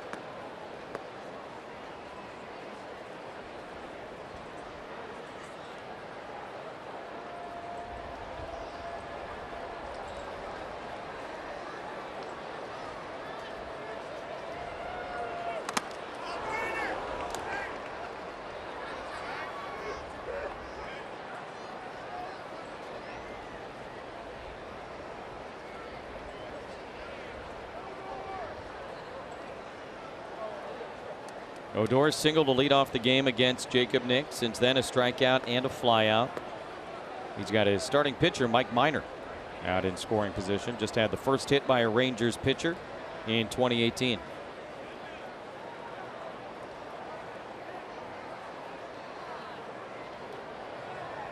Odor reaches for that one, just kind of serves it out to left. Renfroe makes the catch. 2 down in the top of the 7th inning. Welcome to Military Sunday, presented by USAA.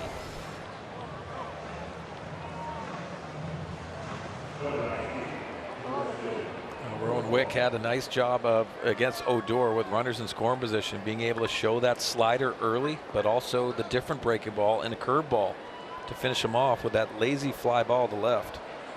Those are the adjustments he's going to have to make, and it's going to be consistency. We already know about that power fastball.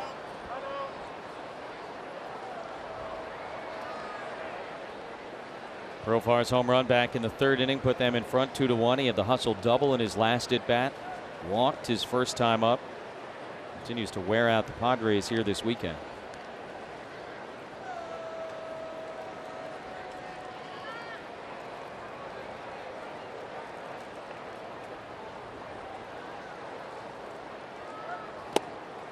Takes a borderline strike. That evens it up 1-1 on Kids Day. How about Jurickson Profar pitching for Curacao in the Little League World Series?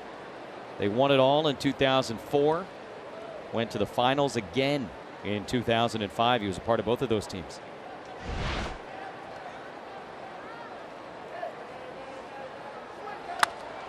Off the handle, floating, and Javi Guerra with a diving catch. That brings the top of the 7th to a close.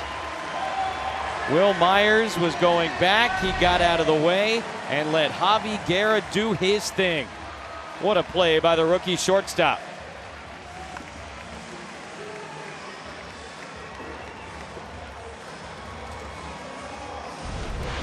On a Military Sunday here at Petco Park, let's go down to the field for the singing of God Bless America. It's time for the 7th inning stretch.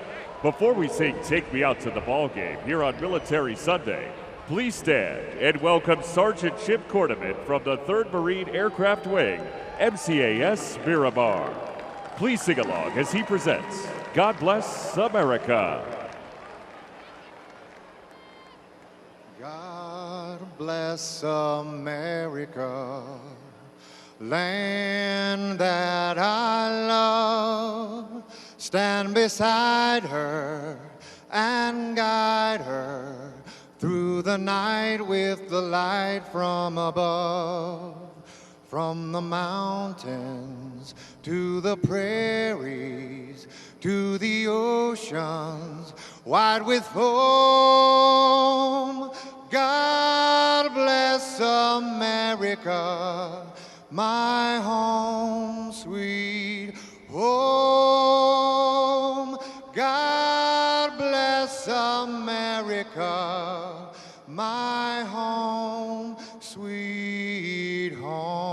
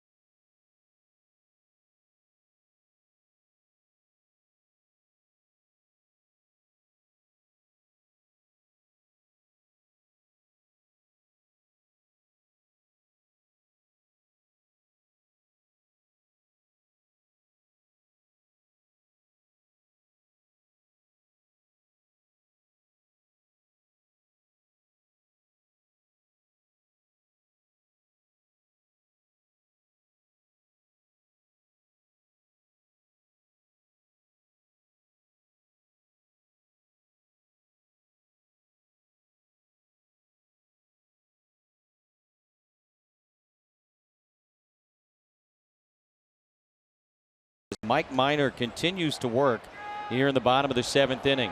He is in search of his 13th win of the season. That would tie his career high, set a couple of years back with the Atlanta Braves.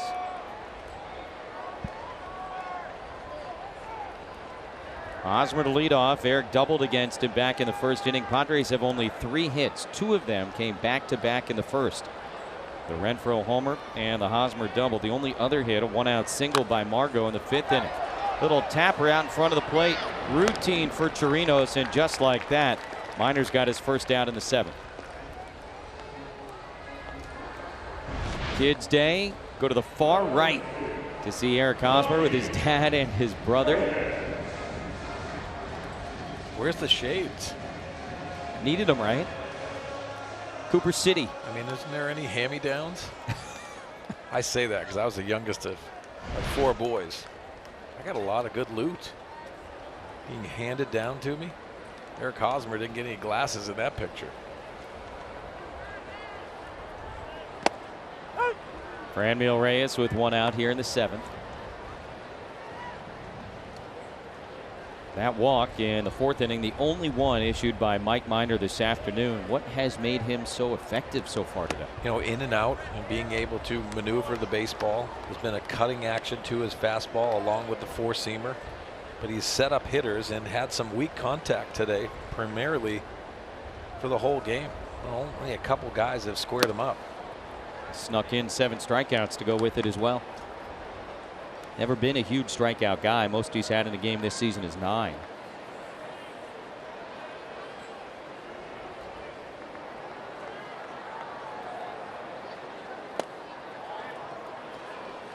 The walk, by the way, was a 4-pitch walk back in the 4th inning. Minor responded to it well. He picked Franmil off.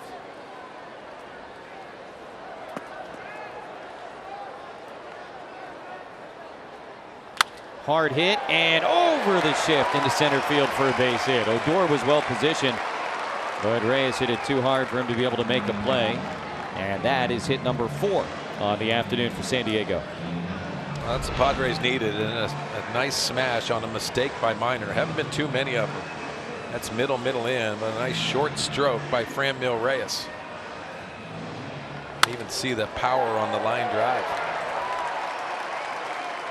So Minor gives up a 1-out single here in the bottom of the 7th inning, and that'll be his afternoon. He's going to go 6 1/3 today. Very effective for the Texas left-hander. Jeff Bannister not taking any chances, making the move here in the 7th.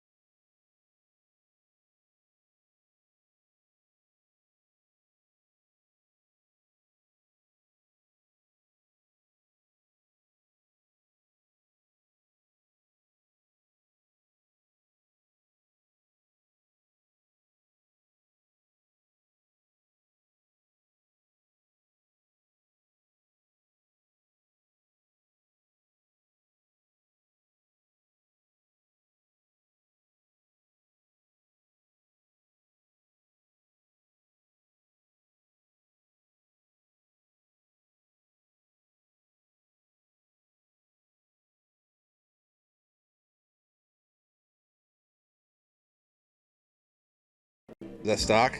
No. Hang on. Hedgy. The eyes. You get lost in those.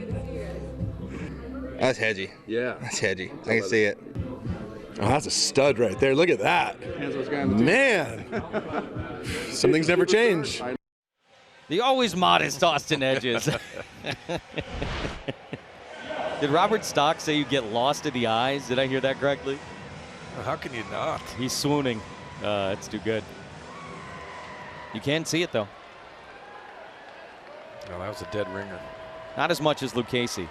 No child has ever looked as much like the adult as Joey Lucchese. We saw that one earlier. Pitching change for the Rangers. They go to the lefty. September call-up C.D. Pelham. First pitch swinging and a diving stop by Kiner Falefa. They get one. They will not get two. Boy, a couple of really nice plays over at third base by a guy who bounces all over the diamond. 2 away. Now, we touched on it earlier about the versatility of Kiner Falefa. Watching the reactions of going left. And a nice throw on his knees. Almost got the runner going down to first base. Yeah, if not for that little bobble, might be another double play. Here's Manuel Margot, 1 for 2. Galvis replaces Reyes at first base. Now with 2 down, Padres have the tying run at the plate. Feels a little bit like yesterday. Padres were always close. They just couldn't get anything going against the Ranger bullpen. Now, Pelham has a big fastball. Not the secondary stuff is not refined yet. To look at the numbers in the minor leagues and how he got this opportunity. 250 plate appearances in his minor league career against left-handed hitters. 1 home run.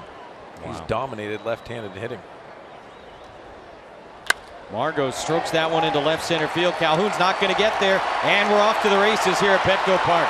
Galvis going to score from first base. Manuel's thinking 3 on his way and safe. An RBI triple for Manuel Margot and a 1-run game here in the 7th.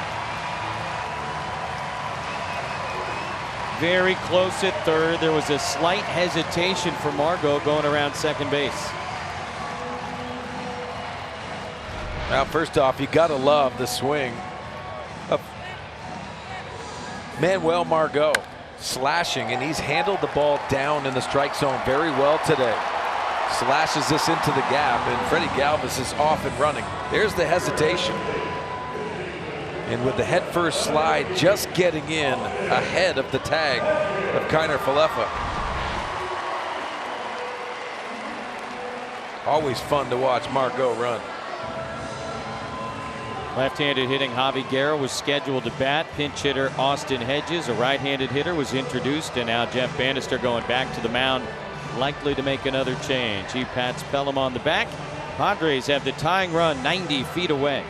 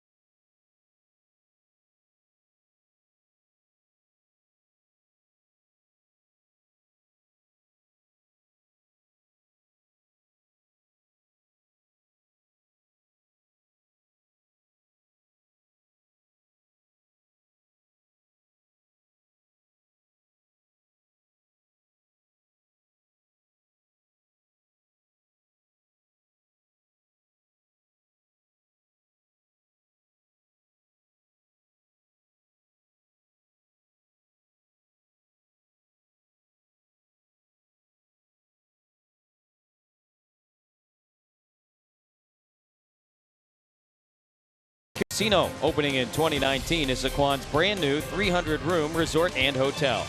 By your San Diego Honda dealers. Visit us at sdhondadealers.com. And by USAA, official military appreciation partner of the San Diego Padres.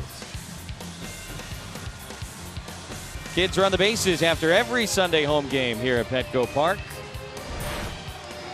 And the Padres have finally broken through again. They had a first-inning home run from Hunter Renfroe. They get a run here on an RBI triple by Margot in the 7th, and now the tying run 90 feet away against the new pitcher, former Rocky and Cub Eddie Butler. Eddie Butler has struggled his last 8 games, giving up 16 earned runs in only 15 innings. A chance for the Padres to come back in this one. Margot at third base after bringing home Freddie Galvis on the triple to the gap. Manuel's 6th triple of the season. Hedges pinch hitting and taking outside 1-0. Austin has really brought the batting average up very nicely as the season has gone along. You know the pop is going to be there. Unable to check his swing, and now a ball and a strike. Hedges got the start behind the dish yesterday, 2 for 4 with a couple of singles. He has hit safely in 10 of his last 11 games.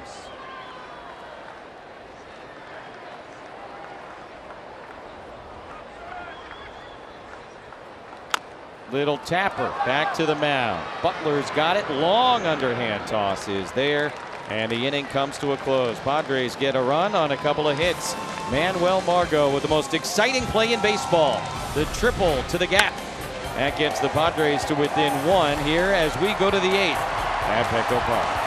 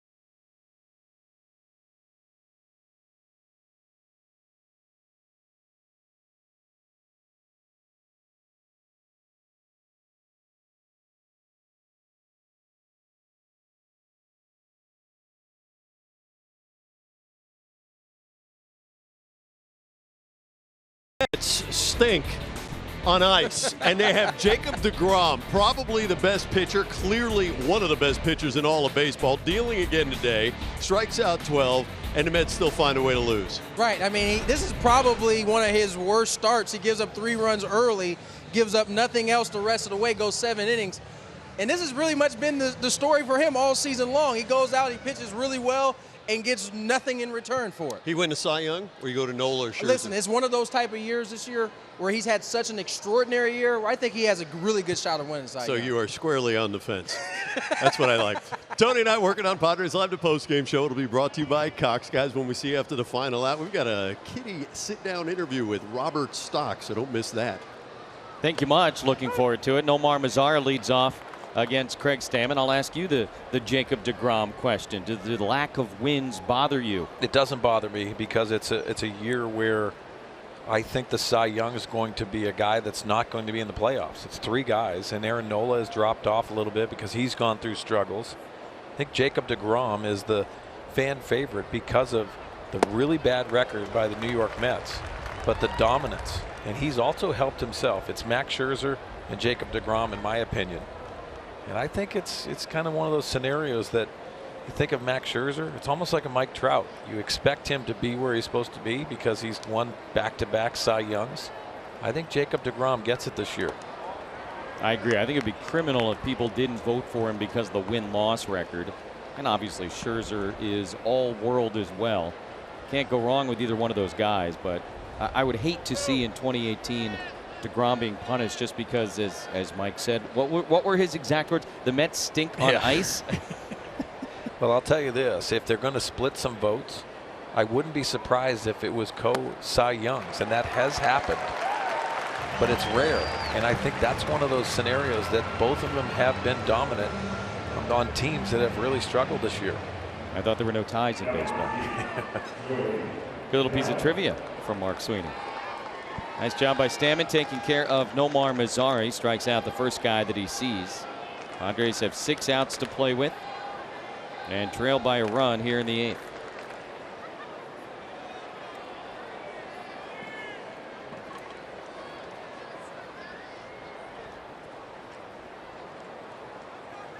Joey Gallo doubled his last time and then was out trying to advance to third base on a ground ball. Padres turned your routine 3-5-6-5-3 double play on that play.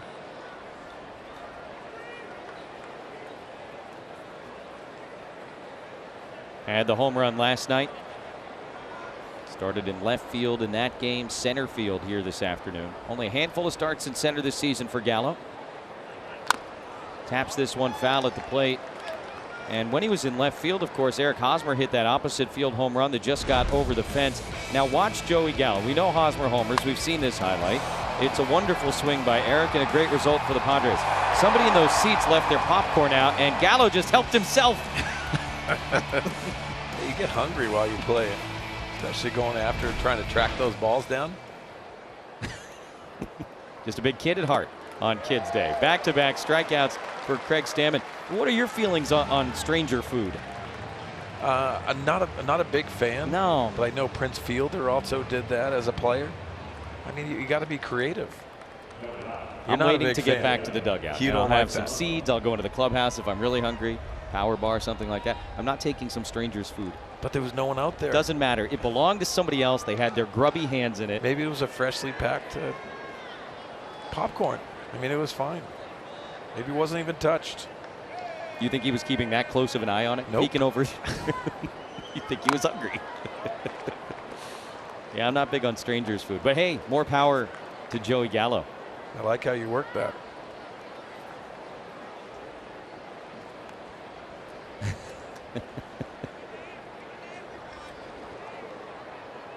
Those are cool seats down the left field line. I got that 5-foot fence out there.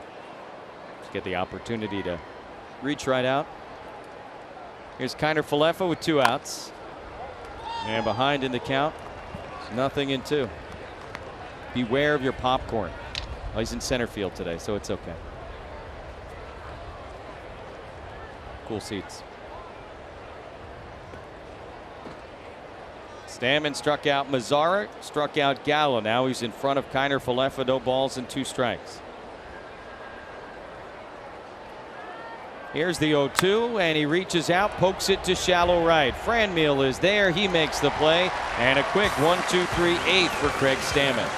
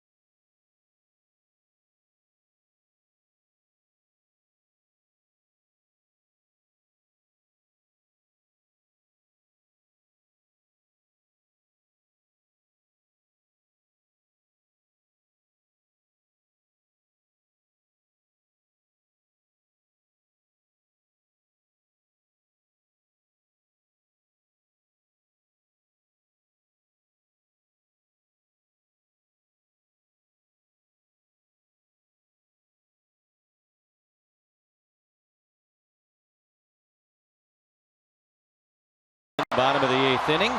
And a look at tomorrow's Verizon projected starter. Brian Mitchell will be on the mound for the first game of a 3-game set against the San Francisco Giants. Mitchell 1-3 on the year. He'll take on a left-hander, Andrew Suarez, and I think we saw a couple of steps forward for Brian Mitchell in his last 2 starts. We have the 2-seam fastball has been much improved. Obviously, he's limiting the walks. That's a priority, but another opportunity for Brian Mitchell. Corey Spangenberg came in as part of that double switch in the top of the inning to play second base, so he'll lead off here. Eddie Butler came in to get the final out in the 7th. He stays in to face Spangenberg, Mejia, and Myers to follow.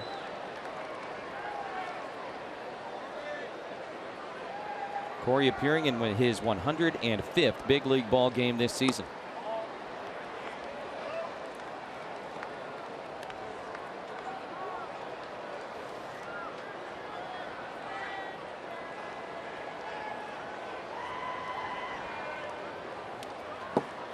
Ahead in the count now, 2 balls and a strike. Kids Day on Fox Sports San Diego. How about little Corey Spangenberg? Wow. He's got low hands too. Maybe they told him. That's the stance, right? That's like the baseball pose, yeah. He's got the T-bat. Hard hit and foul at first base. This is Corey's first appearance of this series.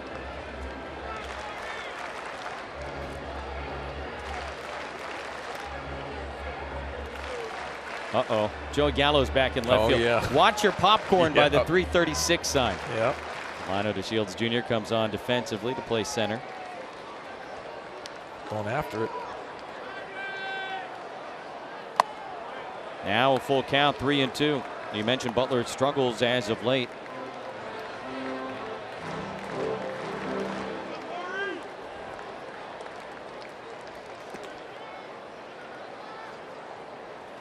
And outside, ball 4, a leadoff walk. Tying run is aboard in the 8th.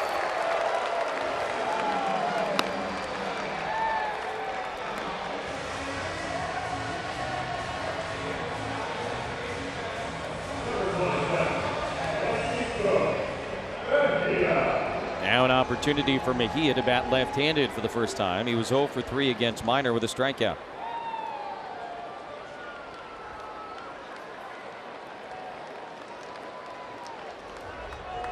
Spangenberg has stolen 6 bases this year, been caught once. Yeah, this is a scenario. If you're Corey Spangenberg at first base, you want that attention for Eddie Butler. Even a fake break. Why I say that is because you get his attention. That's when it becomes a mistake. It could be a 1-run lead for the Padres quickly.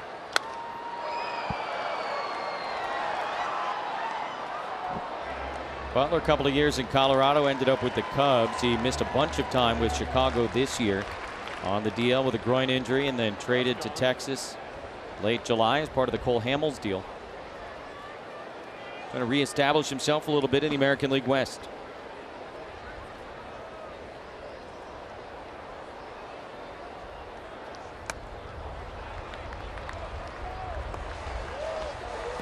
Butler has now thrown 11 pitches since entering the ballgame. 6 of them have missed. Yeah, command has been an issue throughout his career. It's obviously the talent level has not matched when you start thinking about the mistakes he has made. I think that might have something to do with his starting his career in Colorado.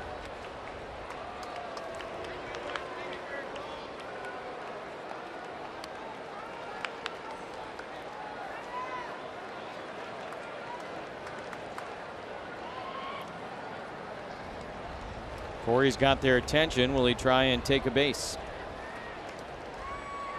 Not going. And now 2-1 on Francisco Mejia.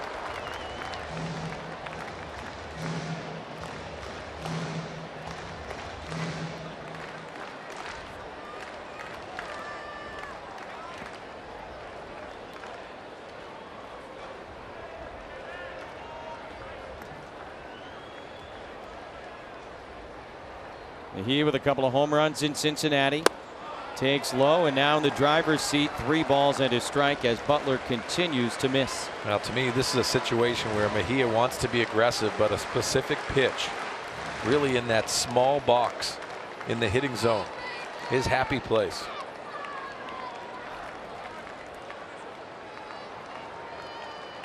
Spangenberg led off with a walk. Now 3-1 on Mejia and a big swing and a miss. Yeah, to me, that's a mistake. That's a young mistake. Reason why, because Butler's been all over the place. See, the fastball's there, but it's a borderline pitch that goes out of the strike zone.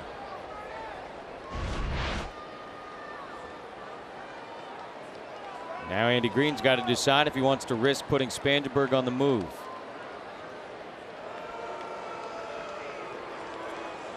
I think you do, and the reason why, because you have Myers coming up, and then also Renfroe trying to stay out of that double play ball.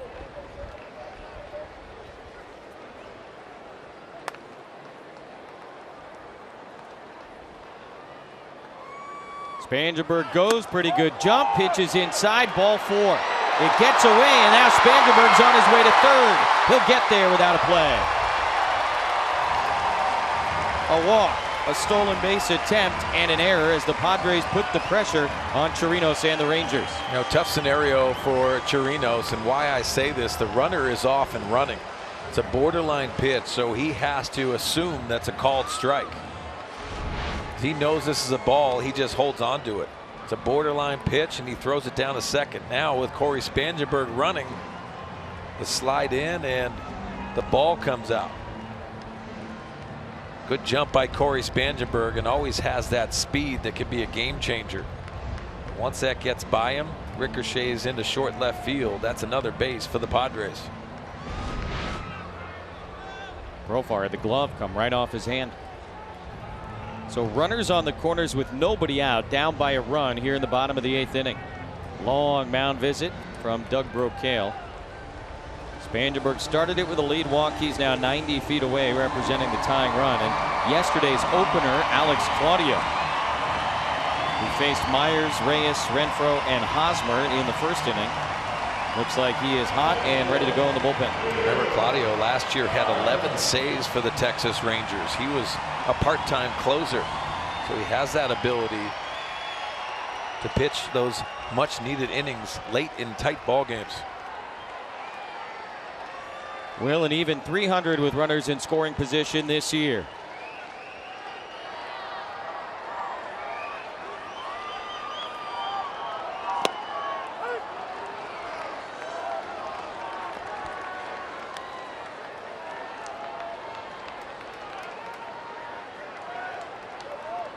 Will in his career against Butler, 3 out of 9 with a double.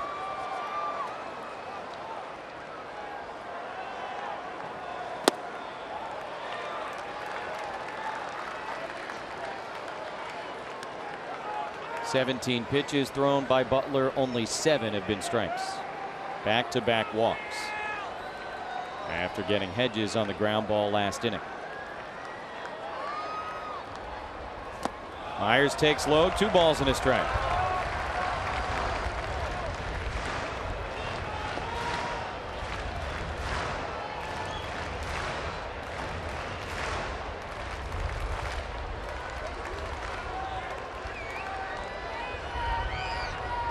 Spangenberg, potential tying run, is at third base.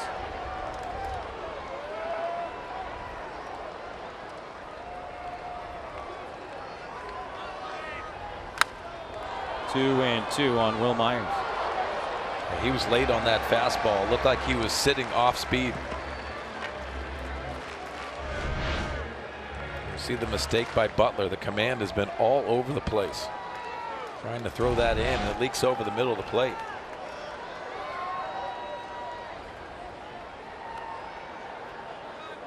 Now the 2-2, and Myers a topper foul at home plate.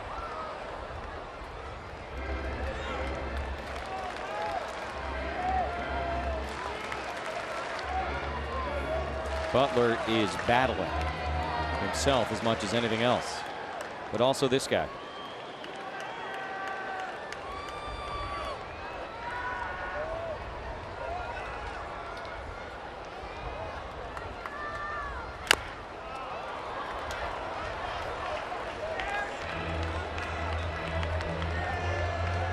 Rangers have made a conscious effort in trying to pitch Will Myers inside. That two-seam fastball has been prevalent today.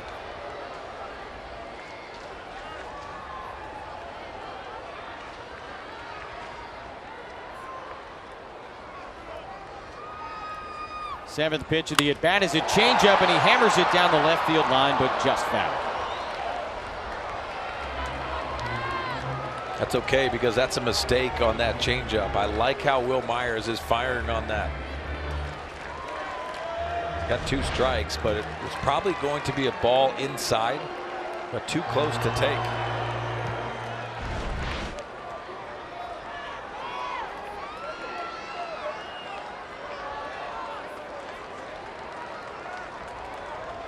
So now the 8th pitch of the at-bat. And he swings and misses, strike 3. First out in the 8th inning. Still runners on the corners, and Renfroe coming up. Yeah, you think, let's go pitch by pitch, because Will Myers coming into this at-bat. Butler is going .321 against right-handed pitchers. You see the sequencing and continuing to pound the baseball with the fastball in, a couple changeups mixed into that. And he keeps on battling, gets another opportunity, and this is the 97-mile-an-hour fastball, just elevated enough to get Will Myers, and that's a big strikeout. So Butler will depart with 2 on and 1 out in a 1-run game.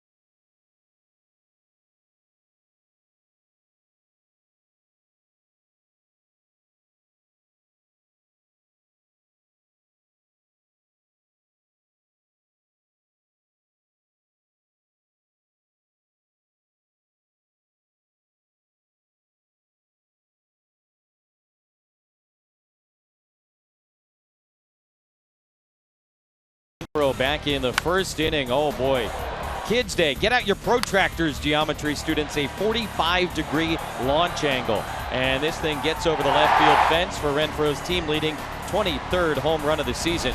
That put the Padres in front 1-0. Rangers would go on top 3-1.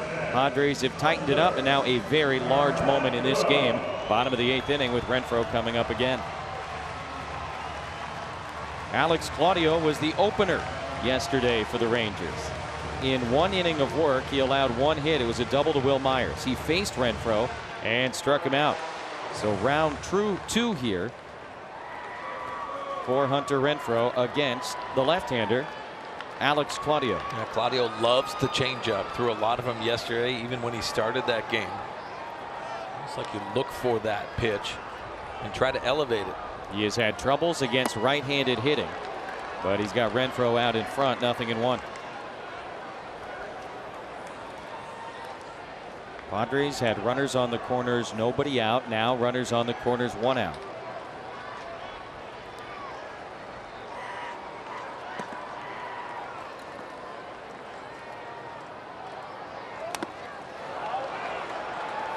Back-to-back changeups and 0-2. Took a bite out of Chirinos. When he fouls this off, it actually picks up speed and gets that right shoulder of Chirinos.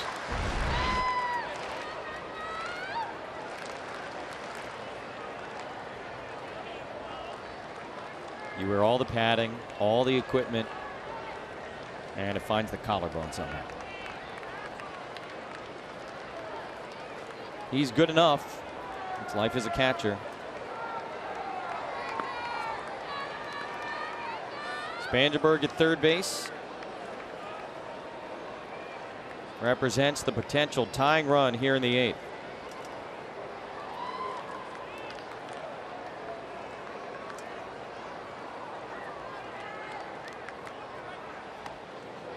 Jack Von Mejia, a big run himself.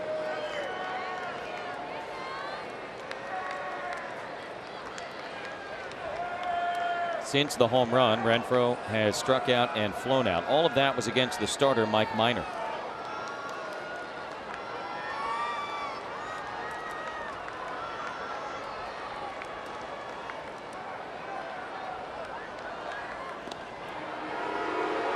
No, Jesse, you'll see Chirinos. He'll tap the ground with his glove after he makes the signals for the play.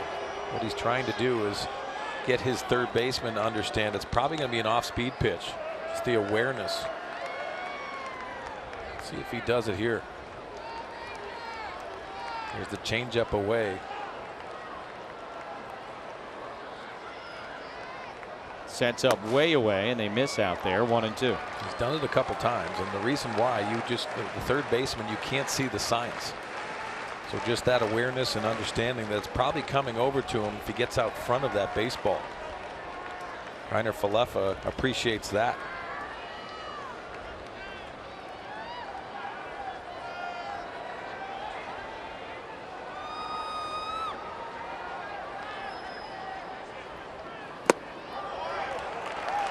From 0-2 to 2-2 on Hunter Renfroe. I almost get the sense that Claudio is just setting it up and trying to throw that changeup as many times as he can.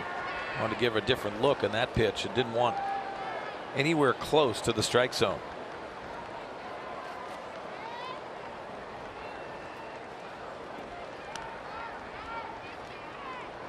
Now the 2-2. Renfroe reaches for it, backhanded by Profar. That's one. The turn in time and another double play. Renfroe was going about as fast as he could, home to first, but beautifully turned by the Texas infield. That has been a theme of this series. Profar and Odor get it done, and the inning is over.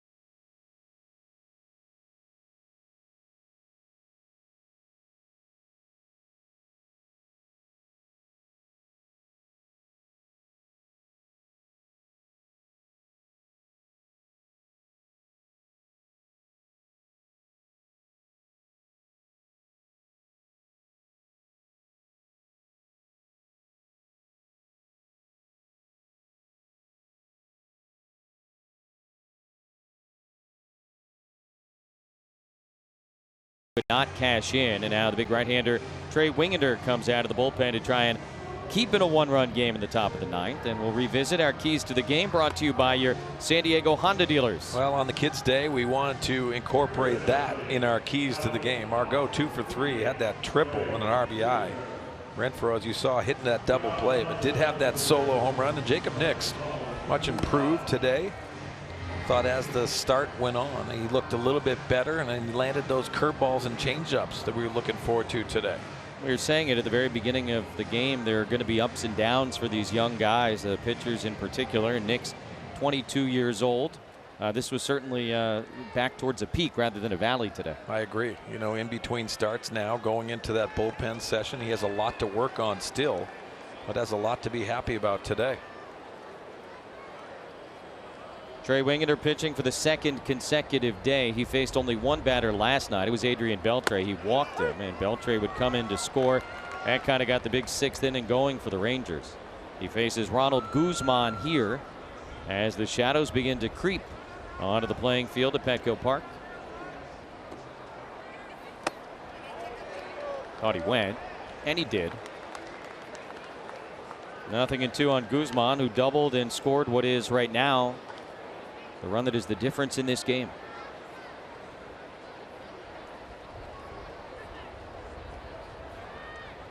Chirinos and DeShields to follow for Texas here in the 9th. Got him. Just blew the fastball right past him. 99 miles an hour from Trey Wingeter.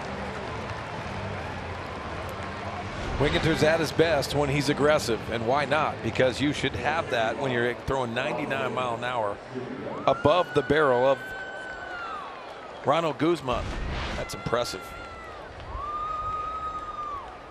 Seems like there's still an element of rawness to Wingeter. I don't think that's unfair to say, but you can see there's a lot of stuff in his right arm. And I think that can work to his favor, Jesse. The wildness, you know, unconventionally, but when he's aggressive, you know, one of those appearances that really sticks out in my mind is up in Dodger Stadium.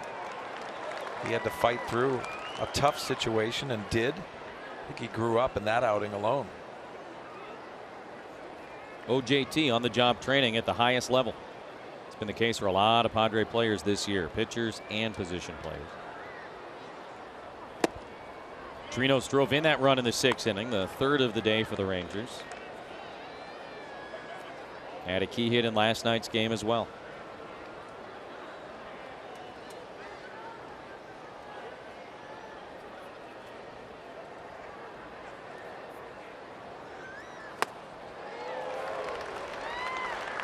That's a filthy slider, and now 1-2. And I think that's where you're going to see the refinement.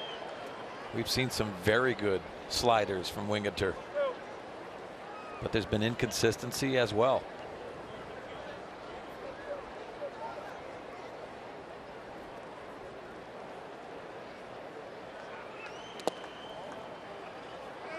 I think people got to realize too, when you possess a 99, even 100 miles an hour, you don't have to use that in the minor leagues too many times. So you can be aggressive and you just go let it out. Here at the big leagues, even though they can handle velocity a lot easier, the strike zone starts shrinking down, and that's very difficult. So the command comes into play along with that velocity.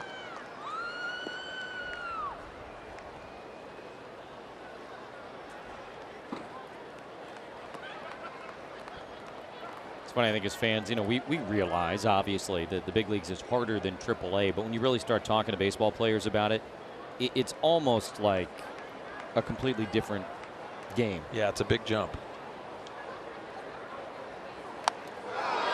Guy gets hit by a ton of pitches. That sounded like it hit the knob of the bat. They're calling it a foul ball. Why? Wingeter wisely just takes it himself. I mean, that ball went right into play. It hit the knob of the bat. It was in fair territory. Now Andy Green coming out to chat with Ryan Blackney, the home plate umpire who made that call. It even had a sound like it hit off the barrel of the bat. Well, the slow-mo you can see, and does have that left hand and that finger. I mean, it clearly hit the bat. You could hear that. And then it rolled into fair territory, and Wingeter very heads up, able to make the play. And Andy demonstrating exactly what happened to Ryan Blackney. I'm sure he loves that. It hit the knob. You can read Andy's lips, and it did. You would love the crew chief here, Fielding Culberth, coming down from third base to try and help his guy out. It's not a reviewable play replay-wise, but they can get together and discuss it. Culbreth just now arriving, and it might be as much to try and get Andy Green out of there as much as anything else. And they're going to talk about it. And this is probably going to be good for the Padres. I like this. Yeah. And Field and Culbreth comes over, has that conversation with Ryan Blackney, and then this has to get together because it had a sound, and you can see what was happening. Now hatless Jeff Bannister coming out to talk to his guy to ask exactly what happened. I would imagine one of the other 3 guys had a better look at the whole play than the plate umpire did. Ball obviously hit the knob of the bat. It was a fair ball, and Wingender, again, very wisely finished the play. He didn't take any chances. He picked it up, went right to first base. And if they can get this thing right, it'll be out number 2 here in the 9th. One of these managers will be very unhappy when this conversation ends.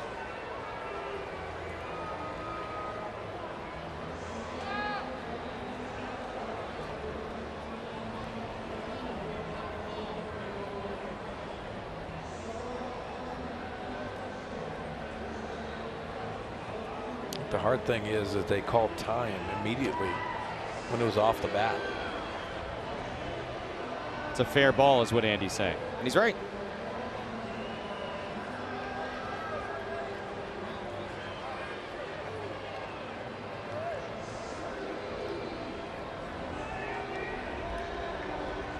Now they'll go talk to Jeff Bannister. Another look at it.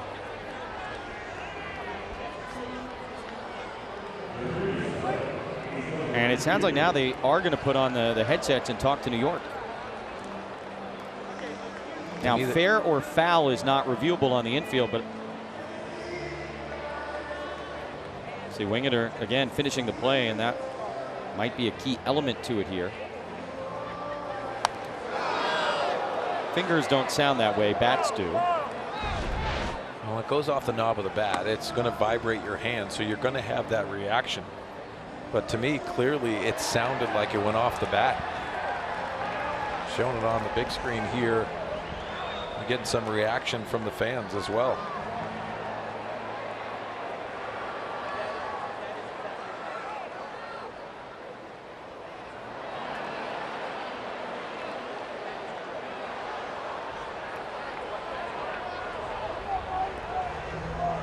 And again, it didn't look like the ball hit anything around home plate that could make it foul. It didn't hit the catcher. I don't believe it hit the dirt, you know, in back of home plate. It just rolled onto the infield.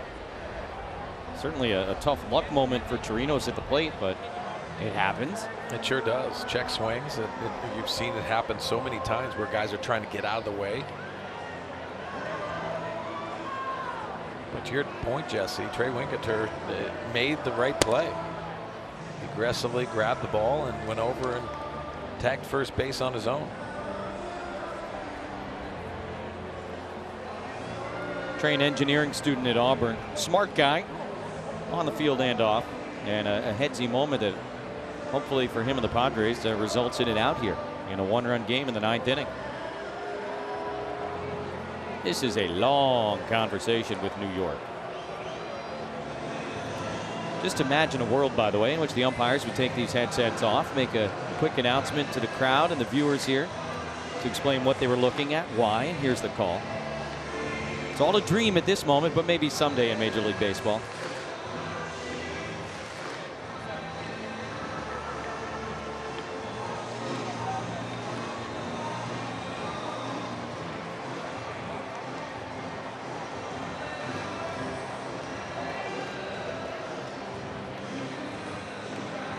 Andy Green came out initially to talk with the plate umpire who made the call, taking the headsets off here. Uh-oh. Anytime they want to talk. That's not going to go over well. So Andy's going to get some version of an explanation here, and he's obviously not happy about it.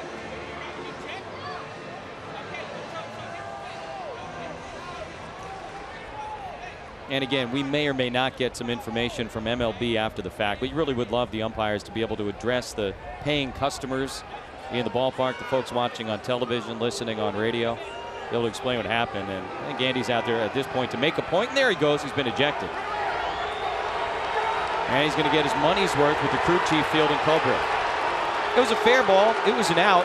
And in a one-run game, Andy is fighting for every single out he can get.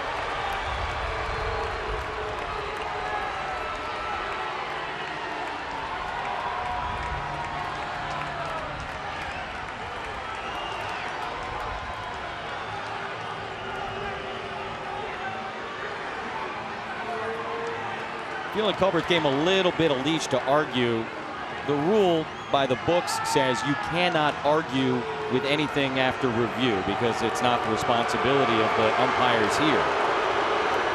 And Culbreth let him get a few words in, but I think Andy at that point was out there to make his point, and he did. Here's the play again. I mean, it's a weird one, certainly, but it was messed up on the field. And the ball comes in on Chirinos, hits the knob of the bat, and rolls out to the pitcher, Trey Wingeter.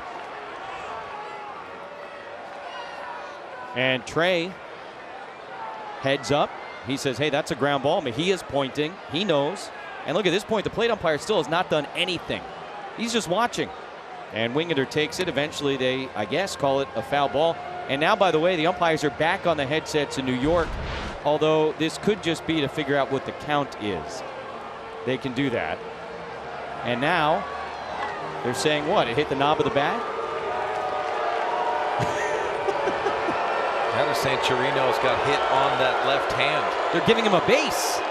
Okay, so it's a hit by pitch. To me, this is embarrassing. It's embarrassing in baseball. I'm sorry. Bad mechanics and absolutely just brutal communication. And again, that's the thing that bothers me more than anything else. Leaving everybody here guessing as to what's going on. And obviously, when all was said and done, they have ruled this a hit by pitch. That was about 5 minutes of sitting around and waiting, and now Mark McGuire, the bench coach, takes over the club. Yeah, you're talking about a mistake with a one-run ball game.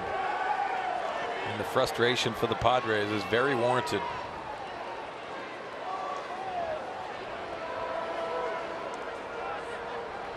Looked like a ball in play to me. We'll see what they say after the fact. Anyway, now Delino DeShields Jr. after a long layoff for Trey Wingeter. Again, that review took just on headsets almost 5 minutes. That doesn't count all the conversations before and after. Yeah, and he didn't even get to throw any pitches. DeShields entered to play center field in the bottom of the last inning. This is his first at bat of the day. Started each of the first 2 games of this series in center field, and Wingeter falls behind 2-0.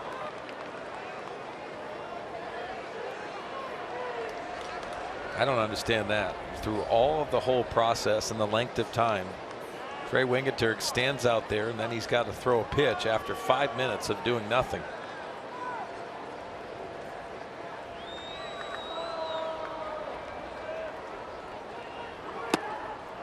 And not surprisingly, having a little bit of trouble with his command after all the layoff there.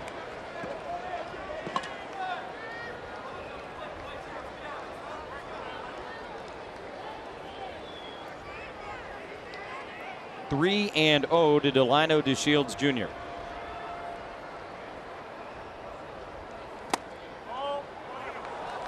And a borderline pitch does not go his way. 2 men aboard with only 1 out in the top of the 9th. This copyrighted telecast is presented by the authority of the San Diego Padres. It may not be reproduced or retransmitted in any forms.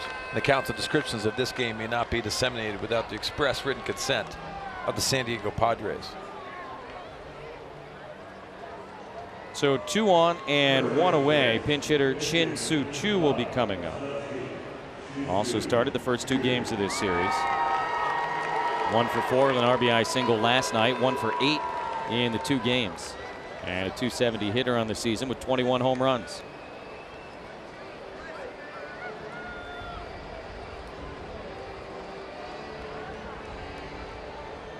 Darren Balsley going to go out and go over that scouting report with Wingeter.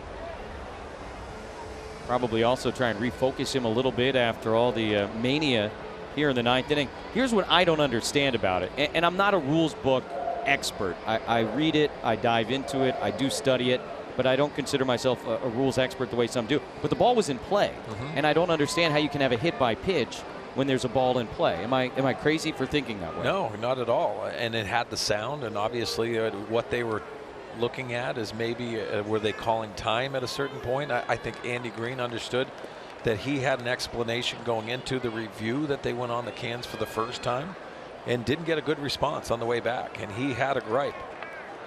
Thought that clearly looked like it hit off the knob of the bat. Still no word from the umpire command center, New York City, about what was being looked at there and what their decision was. Obviously, there were 2 reviews. And eventually, on what looked like a ground out to the pitcher, Robinson Chirinos was awarded first base.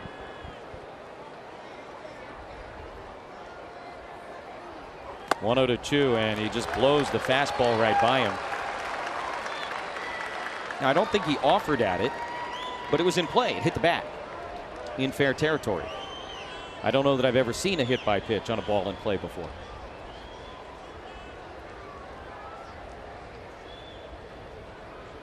So Wingeter's got to try and bear down here, work through the situation. And now 2 balls and a strike to Chu.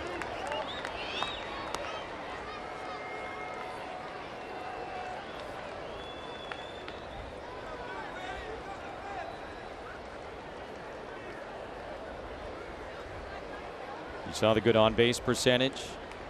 Chu with more hits and more walks than any other Ranger this year, an all-star for the first time this season. No chance, 2-2. Back-to-back elevated fastballs, and that one had a good finish on it. It looked like Chu was going to sell out for that fastball.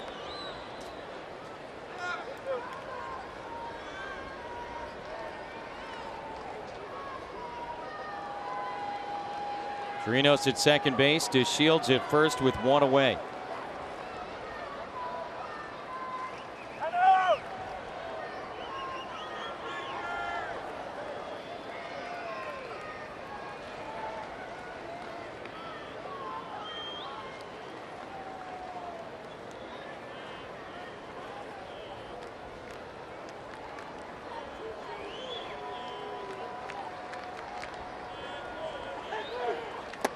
Now full count, 3-2.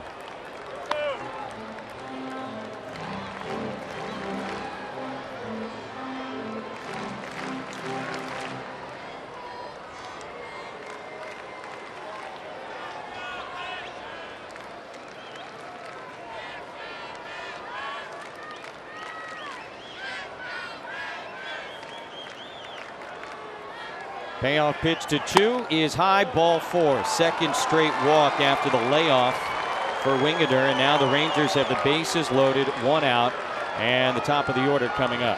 That'll be all for Trey as Mark McGuire comes out to make a pitching change here in the top of the 9th inning. It has been weird, wild, and wacky, and it's not done yet.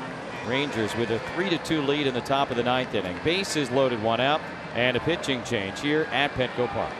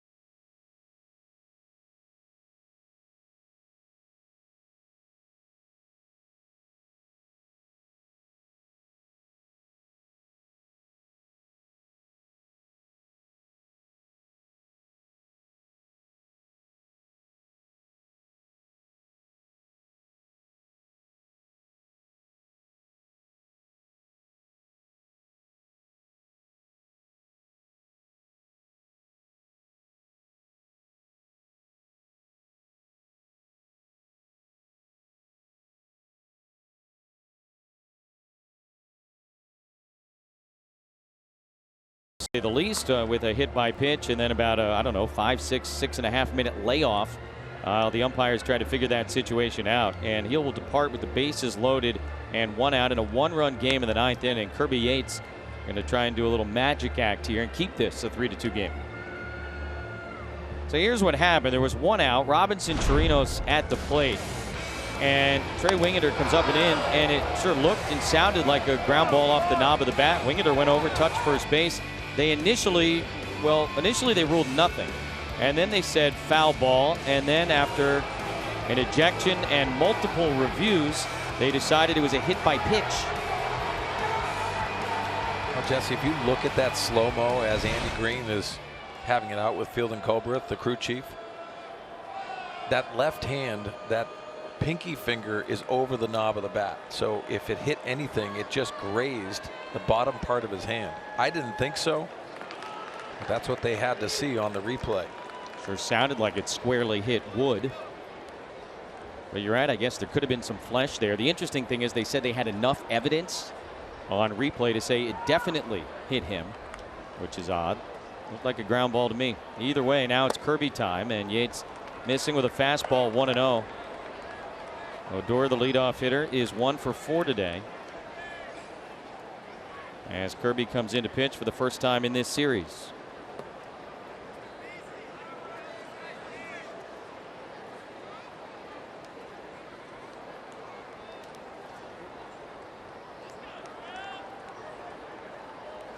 Each of Kirby Yates' last 3 appearances ended with a save. A couple in Cincinnati and Seattle.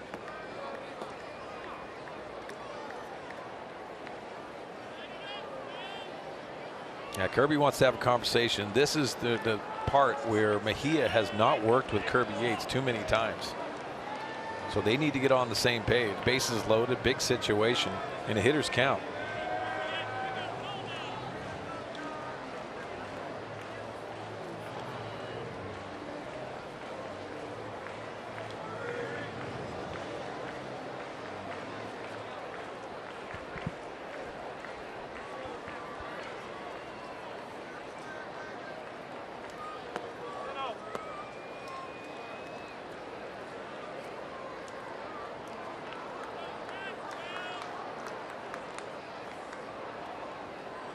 The 1-0 to Odor is fouled straight back. So 1-1 on the Rangers' second baseman.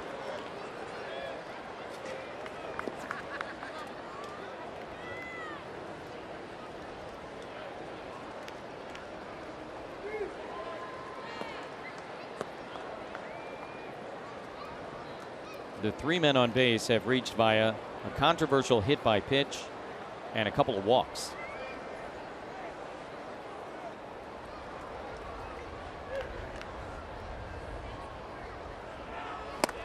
Out in front of the splitter, and now 1-2 on Odor. Now the previous pitch, the fastball in, set up that split finger. You can set it up with the fastball in, and then he throws that split. Perfect location, and the swing and miss.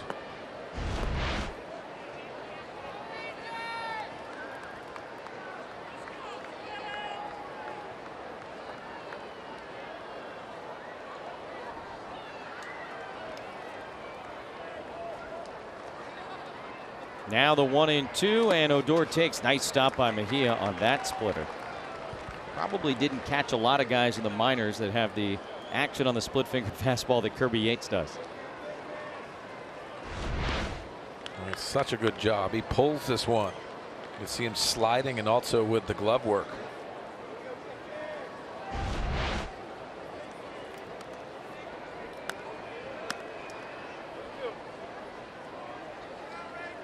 I think he throws him another one.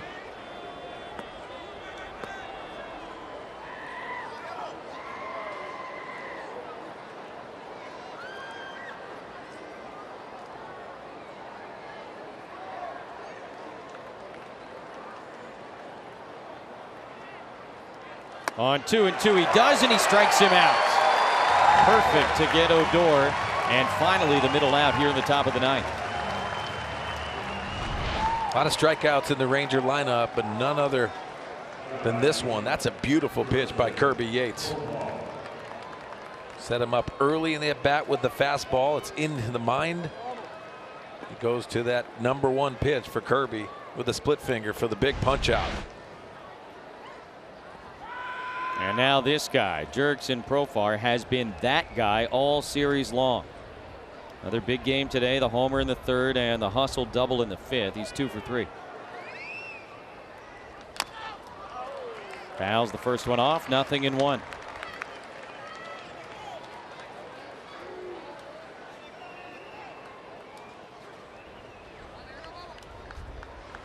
He is now 6 for 11 in the series.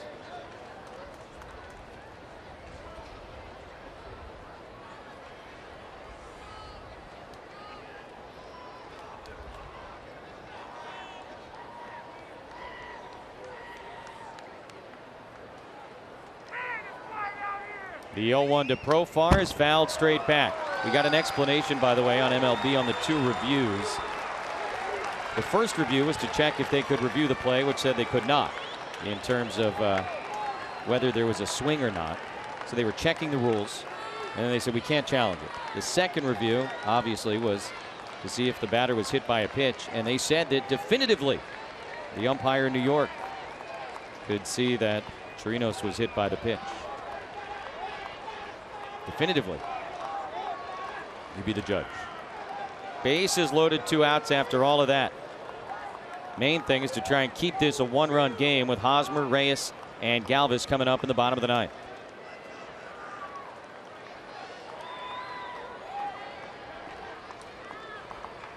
Here's the 0-2 to Profar, and he fouls it away.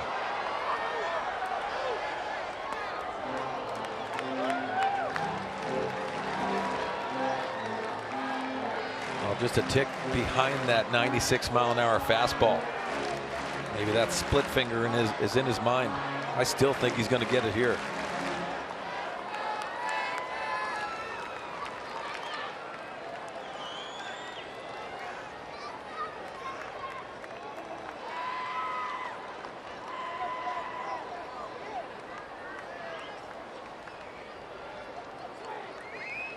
Fastball fisted and caught at 3rd base by Will Myers. The Rangers leave the bases loaded as Kirby Yates comes out of the bullpen and Eric Hosmer is coming up.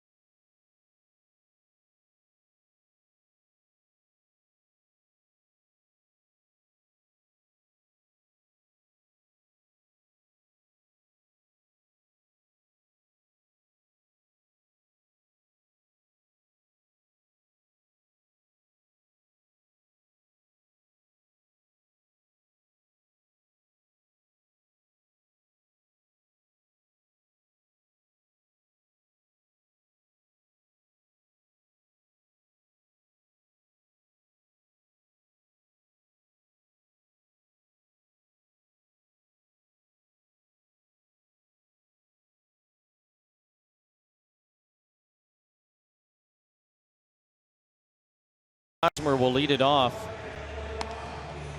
in a very tense 9th inning. Fireworks in the top half. Andy Green ejected after a hit by pitch call on what looked like a ground ball to the pitcher off the bat of Robinson Chirinos. Kirby Yates able to come out of the bullpen with the bases loaded and 1 out and get Odor and Profar to keep it a 1-run game. Jeffrey Springs now, the lefty, will come out to try and close it off.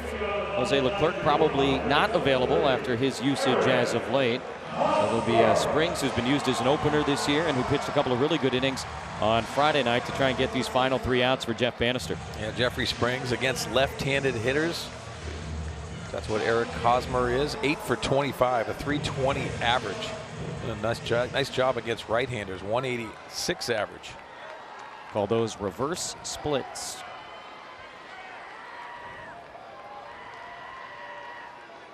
Nice job by Kirby Yates in the top of the 9th. Padres will try and make a winner out of him here in the bottom half as Hosmer takes outside. Eric is 1 for 3. That double was a hard hit opposite field shot in the first inning. Had the 3-run homer yesterday. And now in front, 2 balls and no strikes.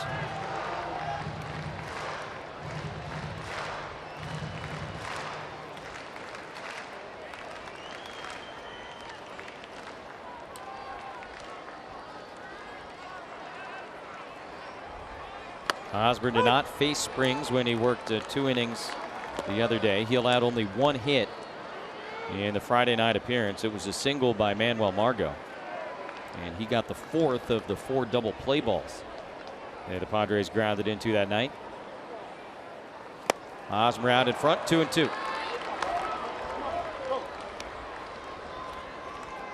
Seems like every guy the Rangers have rolled out there is a really good changeup today. Yeah, secondary stuff has really been prevalent this whole series.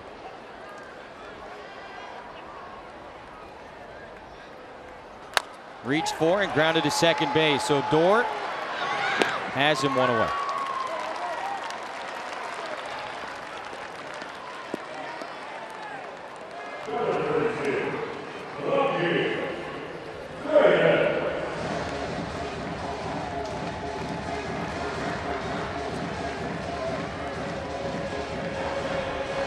Franmil Reyes, certainly a guy that can tie a 1-run game with 1 swing.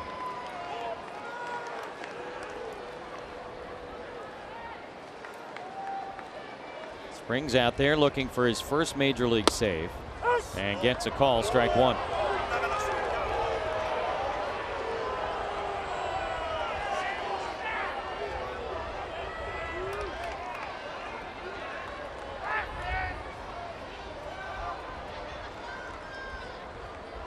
Reyes breaks his bat, floats that one to shallow right field. It'll get down for a base hit. Padres will bring the winning run to the plate.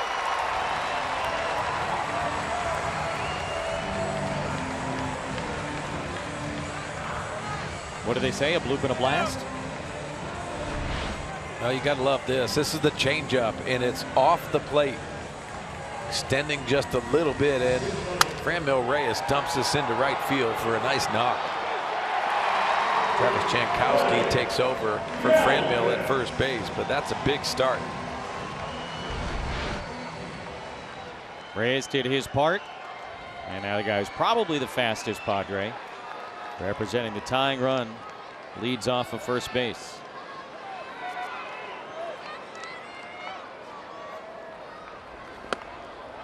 Freddie Galvis takes a fastball low. He's ahead in the count, 1-0, looking down to Glenn Hoffman.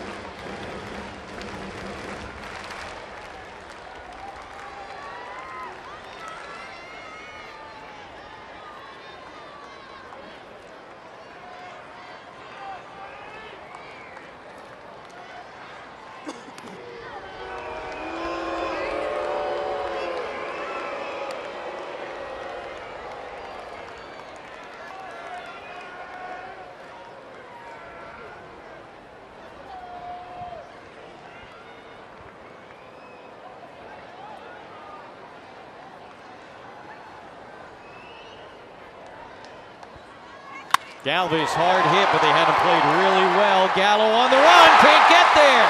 It's up to the wall. Jankowski's going to score. This game's going to be tied. 3-3.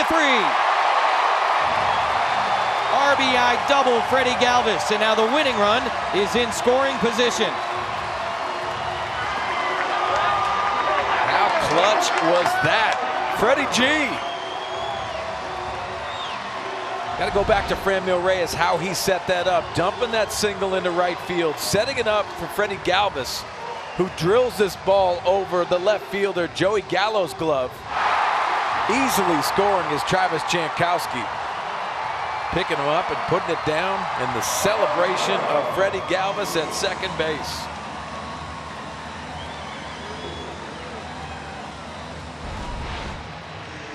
It will not be the first big league save in Jeffrey Springs' career. Reyes started it, Jankowski picked him up, and now a big spot for Manuel Margot. He had an RBI triple in his last at bat and is 2 for 3 on the afternoon. He's handled it so well on the bottom part of the strike zone in both of his hits today.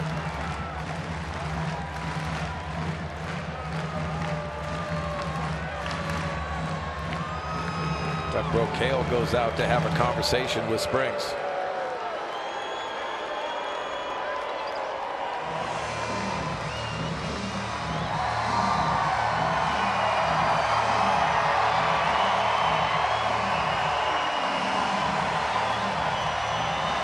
Part of that conversation could be whether or not they want to pitch to Manuel Margot here. A.J. Ellis has stepped into the on-deck circle with the pitcher's spot next.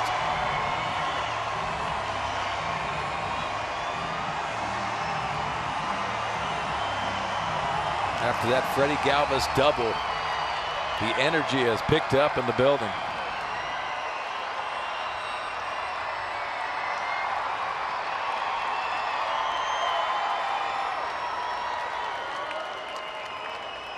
Winning run in scoring position. And now 1-1 on Margot.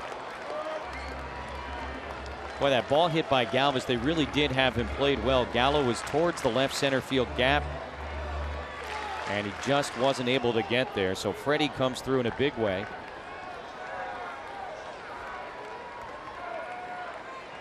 Padres in search of what would be their 5th walk-off win of the season.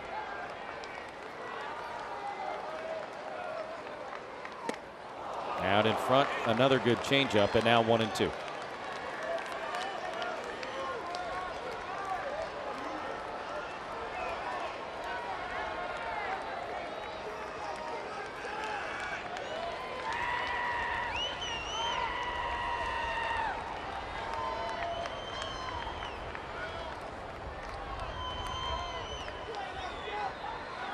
Ball 2.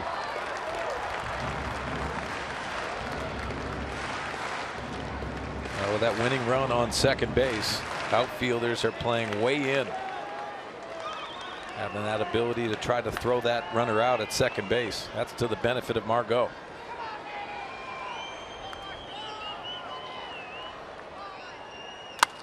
Pretty well out to left field. Gallo, though, in and out of the shadows, able to make the catch, and that is out number 2 in the bottom of the 9th. So Freddie Galvis still at second base. And on Kids Day, the 37-year-old A.J. Ellis is going to step into the box with an opportunity to win the game against Jeffrey Springs.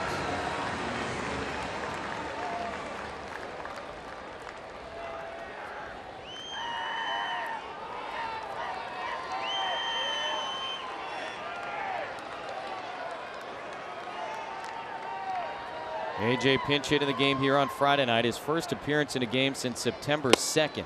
And he takes strike 1 from Springs. This is a good matchup for A.J. Ellis. Why? Because he has the ability to go the other way. Keeps him on the changeup of Springs.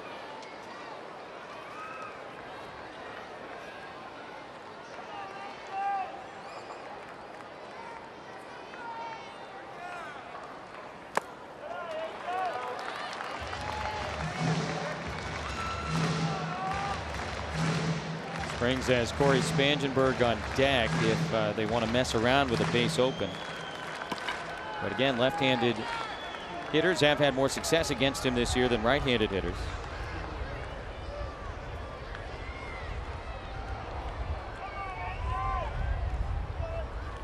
Ellis takes, and now 2 balls and a strike. Well, he got a good look at that changeup. That's a good sign.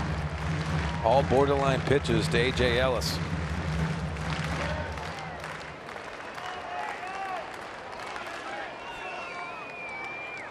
Franmil Reyes had the bloop. His run came in to score and tie the game. Now trying to walk it off in the bottom of the 9th.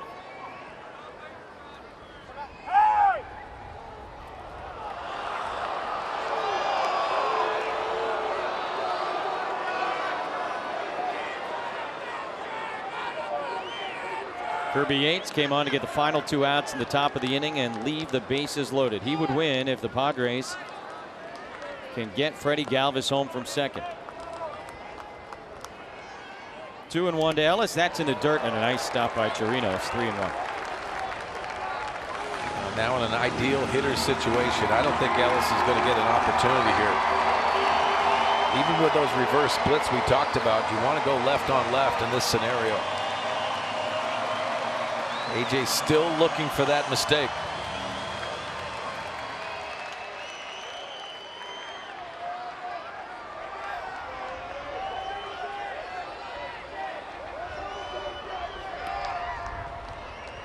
The 3-1 to Ellis is on the corner. And now a full count, 3-2. The professional at bat continues, and I think AJ Ellis is in that scenario where he's looking for that ball away. Priority is for Freddie Galvis to get off on the secondary. And it's ball 4. It gets away from Chirinos. Now Galvis going to get to third base. That could certainly change how they want to approach Corey Spangenberg with the winning run 90 feet away. So a walk and a wild pitch. And now on something in the dirt, the Padres could win it. Oh, again, a changeup, 3-2 changeup. Nice plate appearance by AJ Ellis and the awareness of Freddie Galvis. Sees that ball ricochet off Chirinos and easily scampering in to third base. Chirinos trying to backhand that one, and with all of these changeups in the dirt, again, you got to think a little bit differently now with that winning run at third base. Here is Spangenberg, and Corey tied up trying to check his swing, and he did. 1-0.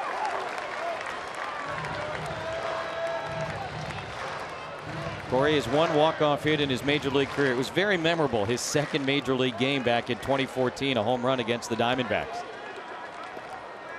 What's interesting is the outfield really hasn't moved. They're still playing in. Even with 2 outs, guy on third base, you wouldn't expect them to have to throw anybody out. Most likely he played normal depth.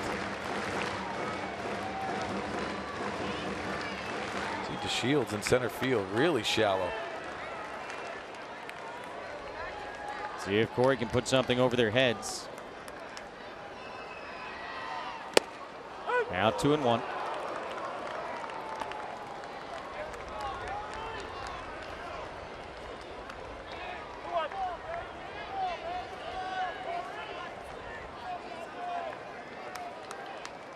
Corey came into this game last inning.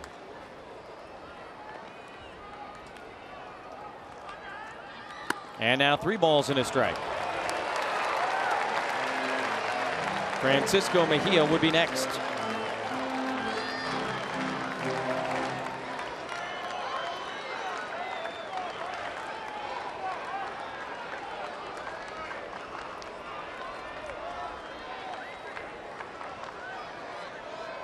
'25th pitch of the inning coming from Jeffrey Springs. And on 3-1, a foul ball to fill the count.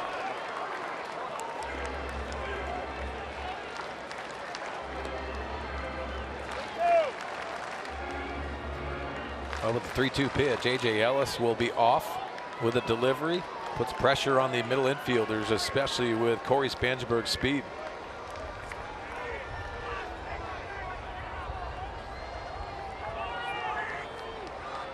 Now the payoff pitch, and in the air, foul, out of play.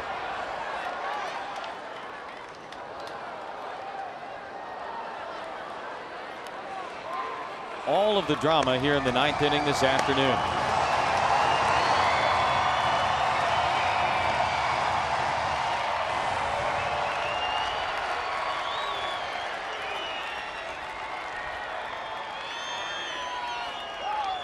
Another 3-2 pitch. Spangenberg reaches for it and again fouls it back.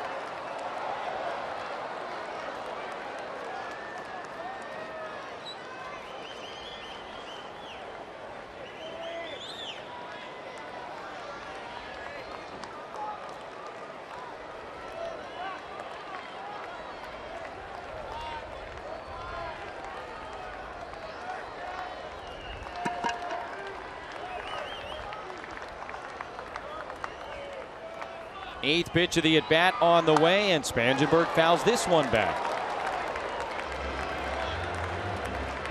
A.J. Ellis is getting his work in. He won't have to do his running tomorrow afternoon before the game.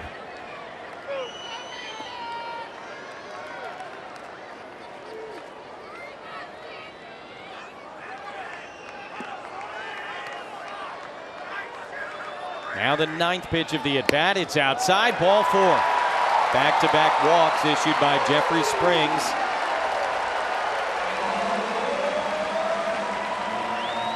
It'll be up to the kid, Francisco Mejia.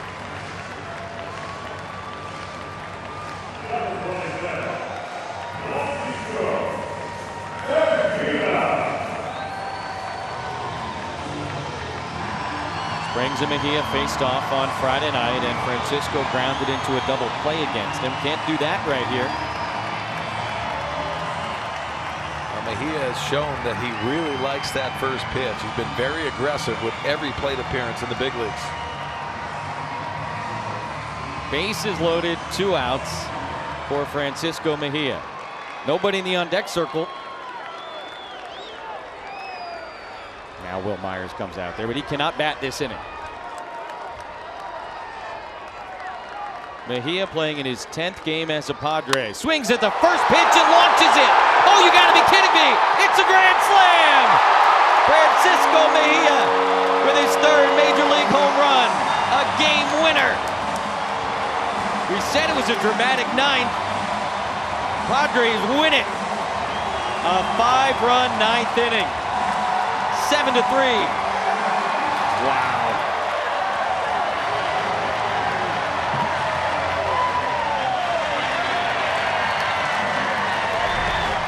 Jesse, on Kids Day, why not? A changeup that's launched out to left, and that's his staple moment.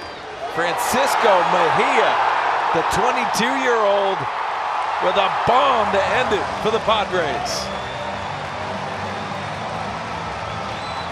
His first home run from the right side. The kid gets it done. Oh boy, what a 9th inning here at Petco Park.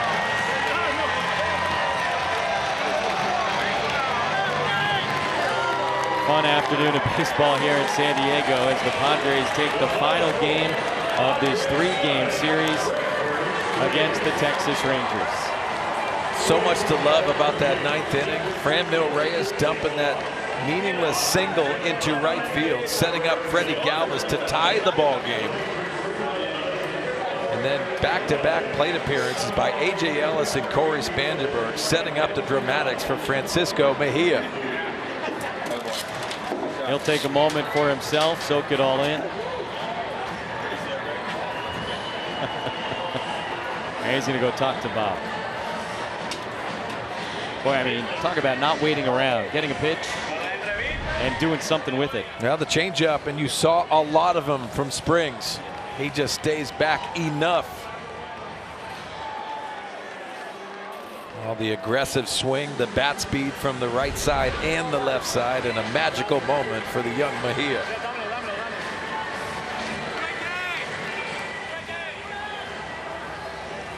Padres get their 5th walk-off win of the season, the 2nd via home run. The grand slam wasn't needed, but it was pretty special. Let's go downstairs. Bob is with Francisco Mejia. Thank you, Jesse. We're here with Francisco Mejia. Francisco, congratulations. Such an exciting moment. How does it feel to have your first walk-off grand slam home run? ¿Cómo se siente, papá? Háblanos. Bueno, me siento bien y feliz. Fui allá, busqué un buen picheo, un buen swing y me siento muy feliz, contentamente. Yeah, feeling really happy, feeling awesome. I was able to get that pitch, put a good swing on it. It's great, feeling happy. You know, what are you thinking when you walk up to the plate in that situation? Obviously, you're looking for something good to hit, but you get it looked like a first pitch changeup. Were you cheating off speed at all? Pues, ¿qué pasó por la mente en ese turno? ¿Qué buscabas? Parece que fue un cambio en el picheo, pero ¿qué pasaba por la mente? No, andaba buscando un buen picheo para poner un buen swing, porque no necesitamos un swing grande, solamente poner buen juego. Honestly, just looking for a good pitch. I wasn't trying to get too big there. I wanted to put a good swing on it, and I got it. How difficult is it to hit with these shadows going on right now? ¿Qué tan difícil es con la sombra, pues? Bueno, con la sombra tiene que buscar un picheo alto, un poco alto en la zona, porque cuando bajo es difícil verla. Yeah, it's a little bit hard, but just looking for something up in the zone, and that's what I got. You know, you've hit some home runs from the left side. How good does it feel to hit the first one from the right side in front of this home crowd and send all these fans home with a victory? Pues que había sacado unas bolas ahí a los zurdos. ¿Cómo se sintió ahí bateando a la derecha? Bueno, como te dije, fui cómodo y fui a buscar un buen picheo y creo que el momento lo hizo todo. Yeah, I felt good. I felt comfortable. Went up there looking for a good pitch, and I think the moment was awesome. It was an awesome moment. Frankie, congratulations. Go enjoy the celebration. Thank you so much. All right. For Frankie getting it done, Jesse. What a great moment for him and these Padre fans. Back over to you. Better believe it. Thank you, Bob. Thank you, Francisco. Thank you, David Longley, for your skills. A walk-off grand slam. Padres Live is next. Mike Pomerantz, what have you got? Well, it's hard to top that, that's for sure, but we'll relive that moment from Francisco Mejia. And in that it is Kids Day, you'll hear a nice kids interview with our Robert Stock. So we'll see you in moments on the postgame show.